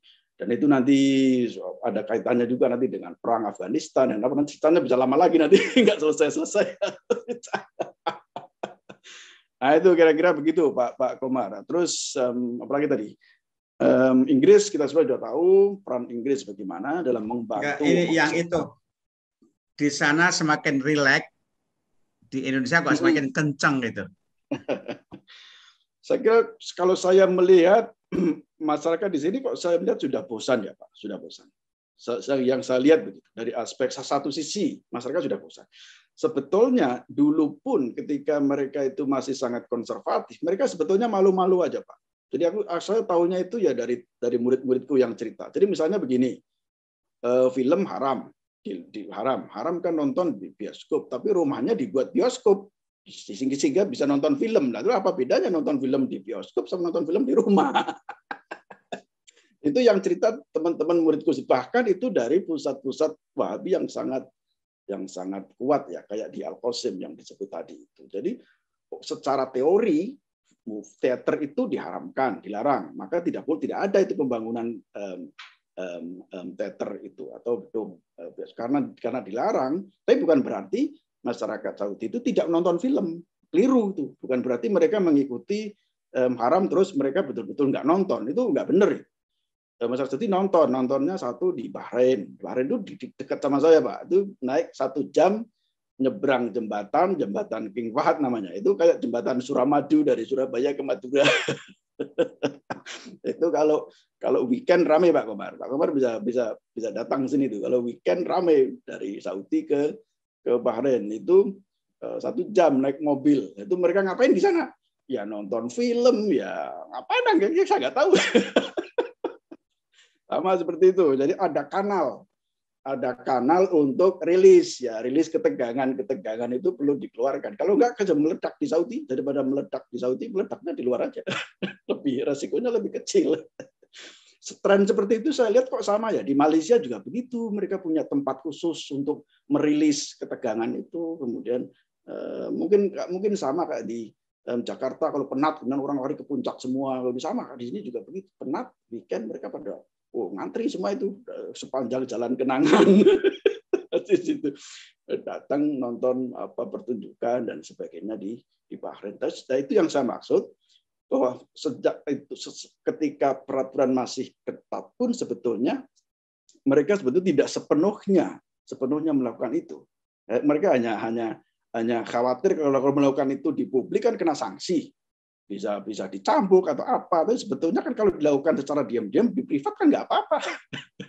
Teorinya kan begitu. Maka rumah aja dibuat teater misalnya, kan nggak ada polisi syariat nggak mungkin masuk ke rumah ngoreksi kamu ada movie-nya nggak di rumah, kan nggak mungkin. Dihukum kan kalau di tempat publik, kalau di tempat private kan tidak, atau di luar kan tidak.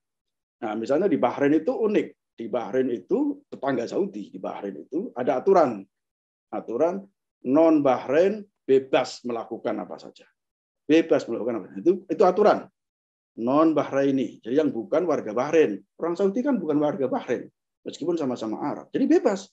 Mau nonton film juga bebas, mau ngapain juga bebas. Karena orang Bahrainnya perginya kemana? Perginya ya ke Emirat, ke tempat lain. Sama mereka punya aturan, mereka perginya ke tempat lain. Jadi saya itu sebetulnya tidak termasuk, karena saya antropolog ya, jadi saya mempelajari seluk-beluk detail-detail orang. Saya sebetulnya termasuk orang yang nggak percaya sama sekali kalau ada orang yang betul-betul 100% taat syariat misalnya. Itu nggak percaya sama sekali. Pasti mungkin ada lah persentase itu ada yang betul-betul taat. Saya mengakui itu. Tetapi masyarakat itu kan normal Pak di mana-mana. Butuh rileks, butuh santai, butuh hiburan, itu normal. Sesuatu yang sangat normal sebetulnya. Dan kalau itu dikekang itu bisa berdampak sangat fatal. Nah di Arab Saudi pun sebetulnya itu baru terjadi kan baru pada awal 1980-an kan. Ketat itu terjadi. Sebelumnya kan tidak. Teater itu dulu ada loh Pak Komar di Arab Saudi. Dulu itu ada gedung-gedung bioskop itu, termasuk di sini di Jeddah itu ada gedung-gedung bioskop itu. Nah, perubahan itu baru terjadi itu kan setelah kelompok kelompok Ikhwan kawin dengan kelompok Wahabi dan kemudian menguasai panggung pemerintahan Arab Saudi. Dan itu terjadi sejak awal 1980-an, sejak zaman Raja Khalid. Sebelumnya kan nggak ada seperti itu. Sebelumnya konservatisme itu hanya ada di ruang privat, Pak. Bukan diinstitusionalisasikan, bukan dilembagakan, bukan dipolitisasikan. Jadi konservatisme itu di ruang privat sebelumnya, sebelum tahun 80-an itu. Konservatisme di ruang privat. Nah, konservatisme itu kemudian dilembagakan, diinstitusionalisasikan sejak kelompok-kelompok yang disebut di sini kelompok Sahwah ya. Sahwah itu adalah kelompok hasil breeding perkawinan antara kelompok Ikhwan dengan kelompok Wahabi, dan kemudian menghasilkan genre kelompok baru yang sangat militan dan sangat konservatif. Dan itu sejak zaman Raja Khalid. Sejak itu sebetulnya peta Arab Saudi itu berubah sejak 1980-an. Peta berubah. Jadi misalnya kurikulum sekolah dibuat sangat konservatif, perempuan busananya diatur, semuanya pakai hitam-hitam, pakai pakai nikoh, pakai apa, itu sejak tahun itu sebetulnya. Dulu nggak ada, mana seperti itu sebetulnya nggak ada. Itu terjadi sejak itu karena ada proses interpretasi yang berlebihan terhadap teks-teks keagamaan yang diusung oleh kelompok Sahwah itu. Kelompok Sahwah itu ada di situ karena itu tadi, karena sejak 60-an Arab Saudi menjadi rumah gelombang migrasi orang-orang Ikhwan yang diusiri oleh Presiden Jamal Nasir dan kelompok Ba'ath di Syria, dan ditampung kan di sini. Ditampung di sini karena mereka juga punya keperluan untuk membentengi, untuk membendung dari serangan kelompok sekularisme atau nasionalisme Arab. Tapi dampaknya, buntutnya nanti sangat besar. Nah, itu antara lain sejak mereka diberi panggung kekuasaan, mengubah peta keagamaan, peta tradisi budaya itu ada sejak saat itu. Polisi syariat dihidupkan, apa semuanya. Nah, itu sejak 1980-an. Sebelumnya kan nggak ada seperti itu. Segregasi laki-laki perempuan, di warung-warung ini ada khusus untuk keluarga, khusus untuk ini, khusus itu. Banyak sekali aturan-aturan sejak itu. Sejak mereka berkuasa 1980-an. Itu atur semua, kurikulum semua diseragamkan. Sekolah semuanya pakai itu. Semuanya. Dari pendidikan, dari semuanya dia pakai itu. Makanya sekarang kita lihat MBS misalnya, kenapa dia sering bilang kita ingin mengembalikan Arab Saudi 40 tahun sebelumnya. Itu yang dia maksud, starting point-nya 1980 itu yang dia maksud.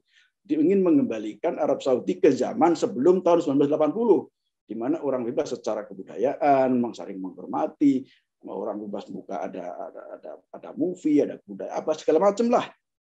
Secara itu maksudnya begitu maksudnya pada waktu itu. Nah, itu harus dilihat detail-detailnya memang seperti itu. Nah, saya melihat sekarang itu terjadi karena masyarakat sudah nyaris 40 tahun hidup dikekang dan sangat terpaksa hidup seperti di semuanya diseragamkan aturan, padahal mereka punya tradisi budaya yang beraneka ragam. Perempuannya itu busananya beraneka ragam, laki-lakinya juga busana beraneka ragam, kemudian tiba-tiba diseragamkan semuanya. Itu kan membuat orang menjadi stres dan tidak bisa melakukan perubahan itu karena tidak didukung oleh pemerintah ya, sampai didukung oleh pemerintah. Nah, ketika ada pemerintah yang mau mendukung, kemudian barulah itu terjadi perubahan secara publik. Saya melihatnya kultur di Arab Saudi harus beda dengan Indonesia. Saya melihatnya, kalau Indonesia kan masyarakat plural, demokratik, jadi lebih susah, harus banyak negosiasi, banyak cerewet Indonesia. Misalnya ini diprotes karena demokrasi kan. Kalau di sini kan enggak. Kalau pemimpinnya bagus, ya itu akan berdampak ke bawah. Kalau top down kan, kalau di sini kan, kalau di prosesnya kalau di Indonesia kan beda. Jadi makanya Pak Jokowi susah banget melakukan ini itu ya kan, diprotes ini, diprotes itu dan sebagainya. Tidak gampang di Indonesia memang. Jadi modelnya mirip-mirip di Amerika kan. Kalau di sini kan enggak. Jadi proses perubahan itu terjadi menurut saya karena politik yang berubah, kultur kepolitikan yang berubah, pemerintah elit politik yang berubah, dan itu kemudian juga berdampak di masyarakat. Selain masyarakat sendiri sebetulnya juga ingin melakukan perubahan. Karena banyak dari mereka sebetulnya generasi muda yang tidak tahu menahu tentang itu dan ingin menikmati budaya pop, budaya macam-macam, ya ingin menikmati itu, dikekang sana, dikekang sini, kan protes di mana-mana. Itu tidak kondusif dan tidak bagus untuk tidak bagus untuk memajukan kerajaan Arab Saudi itu. Nah, termasuk faktor-faktor yang lain kayak misalnya ekonomi dan sebagainya itu tentu saja ada. Ada lagi faktor yang sangat penting, Pak Komar, tadi yaitu tentang kalau saya lihat peristiwa terorisme tahun 2001 ya. Tahun terorisme 2001, September 11 itu juga berdampak sangat serius karena Arab Saudi ditekan oleh banyak negara untuk melakukan perubahan dari aspek keagamaan, ditekan. Dan kemudian ada peristiwa lagi, Pak. Ada peristiwa lagi yang cukup penting, yaitu tentang kebakaran ini. Perempuan pernah terjadi kan, yang jadi fenomenal banget, ada asrama putri kebakaran, tapi nggak mau ditolong karena alasannya bukan muhrim. Waduh, banyak yang meninggal itu, siswi-siswi banyak yang meninggal karena kebakaran asrama, siswi yang kena kebakaran. Dan nggak mau ditolongin karena karena muhrim. Itu menunjukkan, itu membuat Raja Abdullah waktu itu marah sekali, dan kemudian waktu itu mulai mengganti polisi syariat, mulai melakukan itu karena dari ada momen-momen tertentu yang memang ikut mendukung proses perubahan yang terjadi. Nah, sekarang kita bisa lihat wah perempuan sudah sangat menikmati, wah banyak sekali. Kalau cerita perempuan nanti perlu diskusi sendiri nih, topik perempuan Indonesia dan Arab Saudi misalnya, itu perlu topik tersendiri untuk mendiskusikan yang luar biasa. Sekarang saya melihat perempuan udah keren banget lah. Maksudnya dulu misalnya susah sekali melihat perempuan dulu misalnya pakaiannya hitam-hitam, meskipun sekarang sudah banyak sekali beraneka ragam di publik di apa sudah sangat fleksibel. Dulu perempuan hanya boleh menjadi guru sekolah madrasah. Sekarang perempuan bisa menjadi profesor, bisa menjadi researcher, bisa menjadi scientist, bisa menjadi apa aja sekarang perempuan. Bahkan kampus ini adalah satu-satunya kampus yang untuk laki-laki. Satu-satunya kampus yang laki-laki di Arab Saudi adalah kampus saya. Sekarang sejak beberapa tahun yang lalu sudah buka perempuan, baik mahasiswa maupun para dosen, sudah membuka women's college, sudah sangat lagi. Dan itu semuanya begitu berdampak semua. Dan sekarang saya bahkan membaca yang terakhir itu bahkan tentara militer nih, yang paling krusial nih militer. Sekarang perempuan sudah bisa menjadi militer.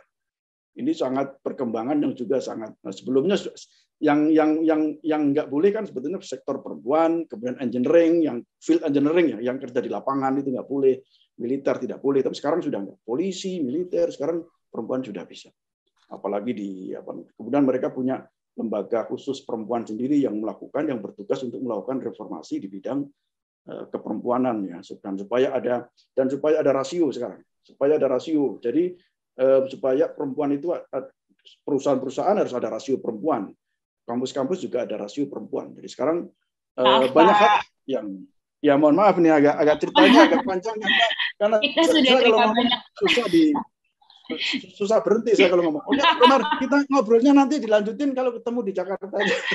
Karena sesuai agenda sebenarnya 21.30 itu tadi ada timeline, tapi karena pertanyaan sudah banyak yang masuk juga di kolom chat, kami minta izin kepada Prof. Komar, Pak Sumanto, dan Mbak Irma kalau di-extend hingga 21.45 apakah bersedia atau tidak?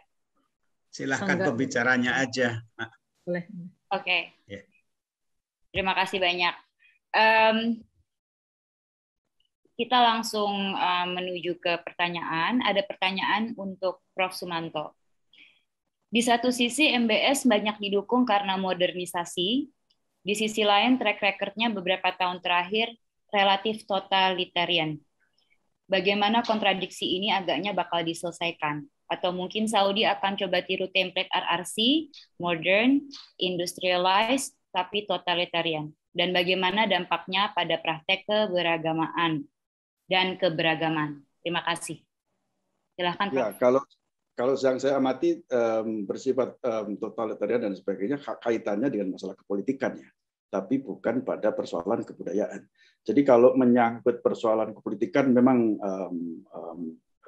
no question tentang ini ya, hal-hal yang menyangkut persoalan kepolitikan. Tapi kalau persoalan keagamaan, persoalan kebudayaan itu ceritanya bisa lain sekali, bisa berbeda. Nah, saya menangkapnya kok begini ya. mengatur sebuah masyarakat itu tidak bisa disamakan dengan dimanapun, tidak bisa digeneralisasikan. Misal, yang saya maksud begini, menerapkan model demokrasi liberal, kalau Amerika misalnya, itu tidak bisa difotokopi di seluruh kawasan dunia, nggak bisa. Setiap negara, setiap kawasan itu memiliki keunikan masing-masing, memiliki sejarah yang berlainan, memiliki tingkat tradisi kebudayaan atau kultur yang berlainan, kompleksitas social culture atau yang berlainan. Jadi tidak bisa disamakan 100% apa yang terjadi di Amerika kemudian difotokopi di berbagai macam negara. Jadi harus bisa lihat mana yang lebih bermanfaat dan mana yang lebih positif untuk masyarakat. Kalau saya ini fenomena yang menarik yang perlu kita diskusikan nanti. Misalnya kita lihat negara-negara di Timur Tengah, negara-negara yang tidak menggunakan sistem monarki itu banyak rusuhnya, banyak kekacauannya. Lihat misalnya Irak, Palestina tidak selesai, Irak juga begitu. Lebanon juga krisis, negara-negara di Afrika Barat dan Afrika Utara juga mengalami tren yang sama, Yaman kacau balau, tapi negara-negara yang monarki ini relatif lebih stabil masyarakatnya. Relatif lebih stabil. Misalkan ini Arab Saudi, Oman, Bahrain, Emirat, Kuwait, Qatar, kita lihat misalnya Jordan dan sebagainya, relatif lebih stabil masyarakatnya. Ini membuat saya itu kemudian mikir, ini sebetulnya apa yang menjadikan Maroko dan sebagainya, apa yang menjadikan ini itu berbeda? Apakah Timur Tengah itu memang membutuhkan jenis demokrasi tersendiri, yang tidak harus disamakan dengan apa yang terjadi di Amerika misalnya. Dan bahkan di negara Eropa sendiri kan berbeda-beda satu sama lain. Kita lihat misalnya Inggris dan lainnya kan beda-beda. Ada yang kerajaan, ada yang enggak, dan sebagainya, kan nggak sama satu sama lain. Nah, saya melihat kalau kita mengkaji kesejarahan, masyarakat suku-suku di Timur Tengah ini sukanya berantem, dan itu memang aku melihat itu memang membutuhkan kalau saya lihat ya, kalau kita melihat sejarah Islam, kalau kita familiar dengan Islam, itu sosok kayak Umar itu yang lebih dibutuhkan daripada sosok misalnya kayak misalnya kayak Ali atau apa misalnya, yang lebih pas kalau model-modelnya kayak Umar misalnya, yang tegas, yang ini, yang ngaturnya apa, tapi betul-betul on the right track begitu. Karena kalau nggak tuh, waduh, masya Allah kacau. Itu masalah kecil itu nggak selesai, Mbak. Masalah kecil nggak selesai. Misalnya sekolah ya, ngurus sekolah anak saya. Ketika nggak ada yang ngatur, kalau ngumpul itu semuanya pengen ngomong semua itu. Hanya persoalan kecil, ngantri misalnya, persoalan kecil ngantri untuk bayar. Kacau nih karena ada persoalan kecil. Wah, semuanya ngotor. Wow, itu padahal bukan orang Chinese dulu, orang Arab sini, orang melulu, tapi juga Arab dari Mesir, dari Libanon, tapi karakternya kurang lebih sama. Ngomong, suara kemarin, semuanya ingin ngomong, semuanya ingin di depan, semuanya ingin mengatur, ingin memimpin. Nah, susah kalau begitu. Jadi konflik antar klan, antar suku dan sebagainya. Mereka kan raja-raja kecil, penguasa-penguasa kecil, suku itu kan sebetulnya akan kelompok sosial yang independen ya, dari segi struktur sosialnya, dari struktur pemerintahnya, politik dan sebagainya. Tiba-tiba disatukan dan sebagainya, itu kan akan sangat repot sekali. Karena masing-masing ingin melakukan ingin berada di depan, ingin tampil di muka, dan susah untuk diatur. Karena itu dalam sejarahnya Timur Tengah ini kan penuh dengan peperangan dan pertempuran antar suku, antar klan, karena memang sejarahnya begitu. Nah, saya jadi berpikir apakah perlu model jenis sistem tersendiri yang pas untuk masyarakat di Arab di Timur Tengah ini, yang mengadopsi dari sebagian dari Barat, kebebasan kebudayaannya dan sebagainya, tetapi tidak sepenuhnya 100% sama dengan mereka. Ada bentuk-bentuk format pemerintahan lain yang mungkin lebih pas untuk konteks masyarakat Arab di Timur Tengah. Ini hanya satu pemikiran saya saja. Jadi kalau soal kepolitikan saya tidak punya nggak punya pretensi untuk berbicara itu. Tapi bahwa konflik ada di mana-mana, bahkan itu wajar. Dimanapun begitu, MBS tentu saja bukan berarti didukung semua orang. Kita semua sudah tahu itu biasa, dan itu bukan unik di sini, di mana-mana kan begitu. di kerajaan-kerajaan, yaitu problem kerajaan yang memang begitu. Di Indonesia kan juga sama, problem kerajaan di Indonesia musuhnya ya keluarga-keluarganya sendiri. Keluarganya sendiri, anak cucunya, keluarganya, ininya, dari putri ini, putri itu kan sama. Indonesia kan juga begitu, dan itu memang problem kerajaan kan begitu. Kita baca deh sejarah Singosari, sejarah Kediri, sejarah Majapahit, sejarah Mataram, sampai sejarah Jogja, Sultan Jogja, sekarang kan sama problemnya begitu, konflik internal antara ini kan. Nah sama, problem monarki juga begitu, dan itu sebetulnya bukan unik terjadi di sini. Qatar juga begitu. Qatar lebih lucu lagi. Qatar itu anaknya mengkudeta ayahnya. Sering itu Qatar itu ayahnya sedang liburan di Prancis misalnya atau di Eropa. Tiba-tiba anaknya datang mengontrol kekuasaan. Kemudian ayahnya ketika pulang sini sudah tidak jadi raja lagi. Proses-proses seperti itu biasa terjadi. Dan itu memang problem sistem kerajaan memang begitu. Bukan hanya unik di sini tapi juga di kawasan lain. Oke. Baik, terima kasih sekali Prof. Sumanto. Mungkin perlu diskusi khusus ya mengenai fenomena tersebut. Pertanyaan lanjutan untuk ditujukan kepada Mbak Irma. Bagaimana Mbak Irma jika hasil penelitiannya itu dibuat rekomendasi kepada Kemenak Ditjen Bimas Islam? Subdit Kemitraan Majelis Taklim jadi bahan masukan untuk implementasi PMA tahun 2019 tentang pengelolaan MT akan sangat membantu. Bagaimana pendapat Mbak Irma? Terima kasih. Ya, terima kasih Mbak Nadia. Mungkin saya akan komentar dulu tadi dari penjelasan Pak Sumanto ya, menarik tentang misalnya tadi di era 80-an itu yang tentang penyeragaman ya. Saya kira itu juga mulai karena para pelajar Indonesia yang kemudian mendapatkan banyak beasiswa dari Arab itu ya di tahun 80-an kalau tidak salah. Dari itu yang kemudian mereka sekarang kenapa kemudian menguat ya hasil dari mereka di tahun 80-an itu kan para lulusannya kemudian kan mereka ada di masuk di menjadi guru-guru di sekolah, kemudian di pemerintahan, menjadi pegawai-pegawai dan masuk ke semua lini dan kemudian mulai mengajarkan paham-paham keagamaan Wahabi itu di tempat-tempat mereka bekerja. Jadi kalau saya lihat Arab Saudi juga saat itu melihat Indonesia mungkin lahan yang bagus dalam rangka menyebarkan paham-paham Wahabinya gitu ya lewat pelajar-pelajar itu dengan sangat banyak mereka mengeluarkan dana-dana dan bahkan membuat lembaga khusus di Indonesia untuk yang mendapatkan beasiswa tersebut gitu. Dan itu juga mungkin kalau kita lihat yang di masa Orde Baru itu belum banyak terlihat karena memang sistemnya seperti tadi dikatakan otoritarian ya. Nah ini mungkin munculnya tuh sejak reformasi yang kemudian kita bisa semua orang bisa berkomentar dan memunculkan banyak pembicaraannya dan itu didukung juga oleh misalnya media sosial di mana paham-paham mereka kemudian bisa diseminasikan secara bebas dan secara luas gitu. Jadi dari situlah mungkin paham-paham keagamaan Wahabi itu menyebar di Indonesia yang kemudian makin lama makin dan juga itu masuk salah satunya adalah di majelis taklim yang kontestasinya tentu saja ada. Sekalian saya merespon yang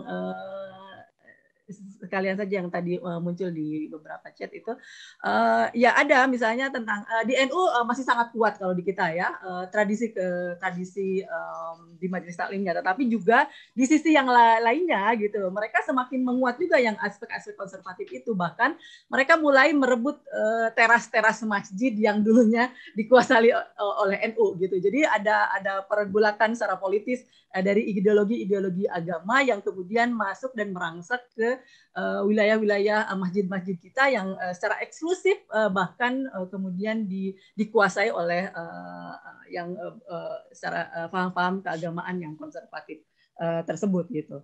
Nah kalau saya lihat yang dari majelis taklim yang saya teliti itu memang ada dua karakter ya, karakter yang dia lebih modern.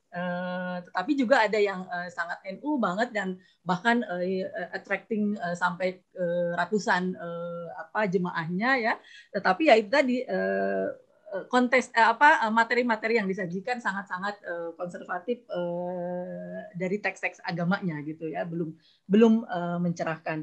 Dan kalau saya lihat misalnya ini tadi saya tawarannya adalah tentang perombakan kurikulum gitu ya, kemudian rekognisi dari ulama-ulama perempuan untuk misalnya bisa taking over yang misalnya itu kan kegiatan-kegiatan perempuan dan bagaimana memberikan materi-materi yang lebih mencerahkan. Nah, tentu saja ini bagus kalau misalnya ini menjadi rekomendasi untuk di PMA tadi ya, di PENAIS ya, di Subdit Kemitraan Majelis Taklim untuk misalnya lebih didampingi dari segi materi gitu. Dan secara pribadi mungkin saya juga mulai mengenalkan misalnya di materi-materi kajian Majelis Taklim yang misalnya saya bisa akses itu adalah dari local wisdom ya. Jadi memasukkan kembali misalnya nilai-nilai ke karena saya ada di daerah Sunda ya, nilai-nilai kesundaan yang kemudian mereka bisa lebih mudah dicerna dan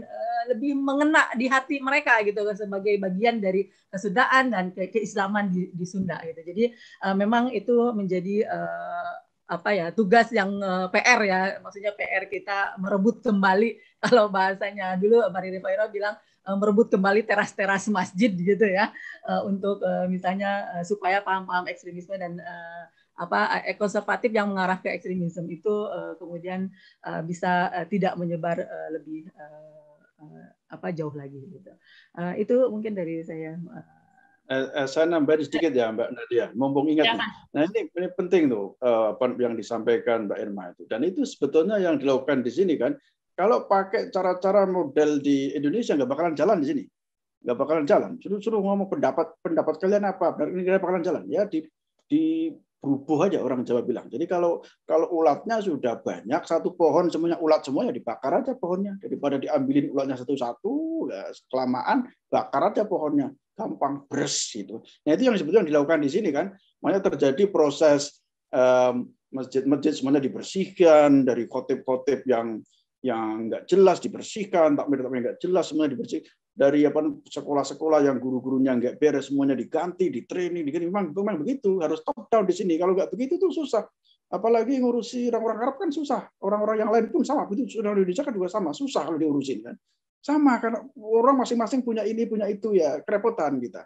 Nah coba bayangkan, pagi ini saya baca media di Saudi Gazette misalnya, Menteri Pendidikan 2 tahun saja sekarang itu melakukan amandemen kurikulum 120.000 yang diamandemen.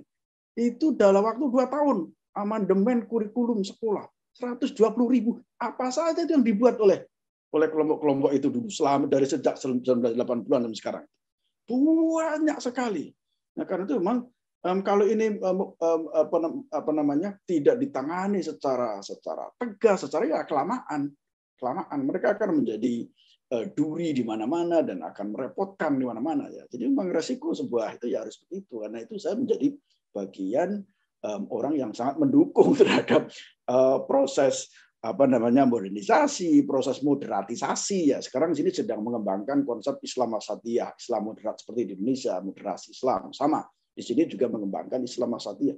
Wah, dukung sekali, setuju sekali, sangat senang sekali dengan hal-hal yang begitu. Kalau nggak begitu susah, mereka mengganggu. Gimana mau bikin ini haram, bikin itu nggak boleh, bikin ini nggak boleh, ini repot. Padahal agama itu kan ada batasannya. Agama tidak boleh mencampuri urusan masalah terlalu jauh ke ekonomi, terlalu jauh ke politik, terlalu jauh ke budaya, terlalu jauh kan nggak bisa begitu. Karena masing-masing kan punya domain sendiri-sendiri. Agama menghormati seni, seni menghormati budaya, budaya menghormati seni, menghormati agama, kan harusnya begitu. Tidak boleh seenaknya agama bisa mengevaluasi apa saja, sementara seni dan lain-lain tidak bisa mengevaluasi agama. Kan repot jadinya. Kalau semua diukur dari agama itu menjadi repot. Dan itu yang harus kita pikirkan, dan itu yang terjadi di Indonesia. Semuanya serba agama, semuanya diukur dari agama. Sampai kulkas diagamakan, diberi stempel agama, itu kan orang-orang gimana cara mikirnya itu? Sampai kulkas diagamakan, sampai panci diagamakan, kendil diagamakan, buat apa sih hal begitu? Terlalu banyak merepoti hal-hal yang tidak perlu sebetulnya, sama sekali tidak perlu. Dan itu yang sebetulnya yang sedang dilakukan di sini, membebaskan mana yang domain agama, dan mana di domain non agama. Pendidikan harus pendidikan. Misalnya sekarang kita sedang fokus maju menggerakkan revolusi industri 4.0 nih sekarang. Jadi smart teknologi apa segala macam. Semuanya harus begitu. Semuanya begitu. Kalau ada yang menghalangi ini karena dianggap sebagai apa nggak sesuai dengan syariat, apa ya udahlah, syariat ngurusi syariat, nggak usah ngurusi robot dan sebagainya, kerepotan nanti.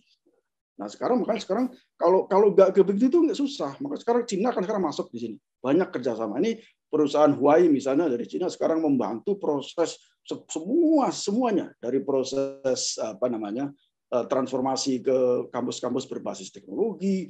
Wah, semuanya dibantu oleh kelompok-kelompok yang punya komitmen yang sama untuk memajukan Arab Saudi. Nah, sekarang bikin ada proyek NEOM ya, proyek NEOM yang hampir menghabiskan 500 miliar dolar sebagai proyek untuk memodernkan masyarakat Arab Saudi, dan juga ada proyek Al-Ula yang kemudian untuk jadi pusat turisme dunia yang dulu dihancurin karena dianggap haram-haram dan sebagainya, sekarang dibangkitkan lagi, meng-hire arkeolog apa dari berbagai macam negara untuk dihidupkan lagi dan menjadi pusat peradaban kebudayaan dunia. Kalau nggak butuh ketegasan ya repot Pak. Repot, ibu-ibu sekalian repot. Kalau dikit-dikit harus kontrol publik, dikit-dikit ya repot, demo sana, demo sini ya kelamaan.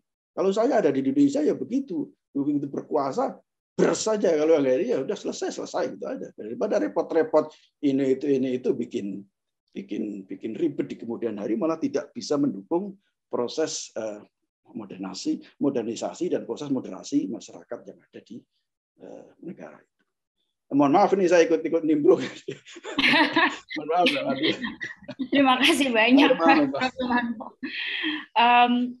Mohon maaf para peserta karena waktu telah menunjukkan 21.50, kami tidak bisa membacakan satu persatu dan tidak bisa mengadres satu persatu pertanyaan. Mungkin dari Prof. Komar ada closing statement untuk menutup diskusi malam ini. Terima kasih. Terima kasih. Memang mestinya ini harus dihadirkan lagi dengan topik yang lebih fokus dibagi-bagi nanti Kang Manto ini. Ada satu topik yang belum tuntas dan memang nggak akan tuntas. Mesti misalnya tentang tadi bagaimana kehidupan perempuan di sana dengan adanya gerakan moderasi tadi. Kemudian juga apakah perempuan di sana juga mulai terbuka peluangnya untuk karier kerja, untuk politik, dan sebagainya, itu penting diketahui.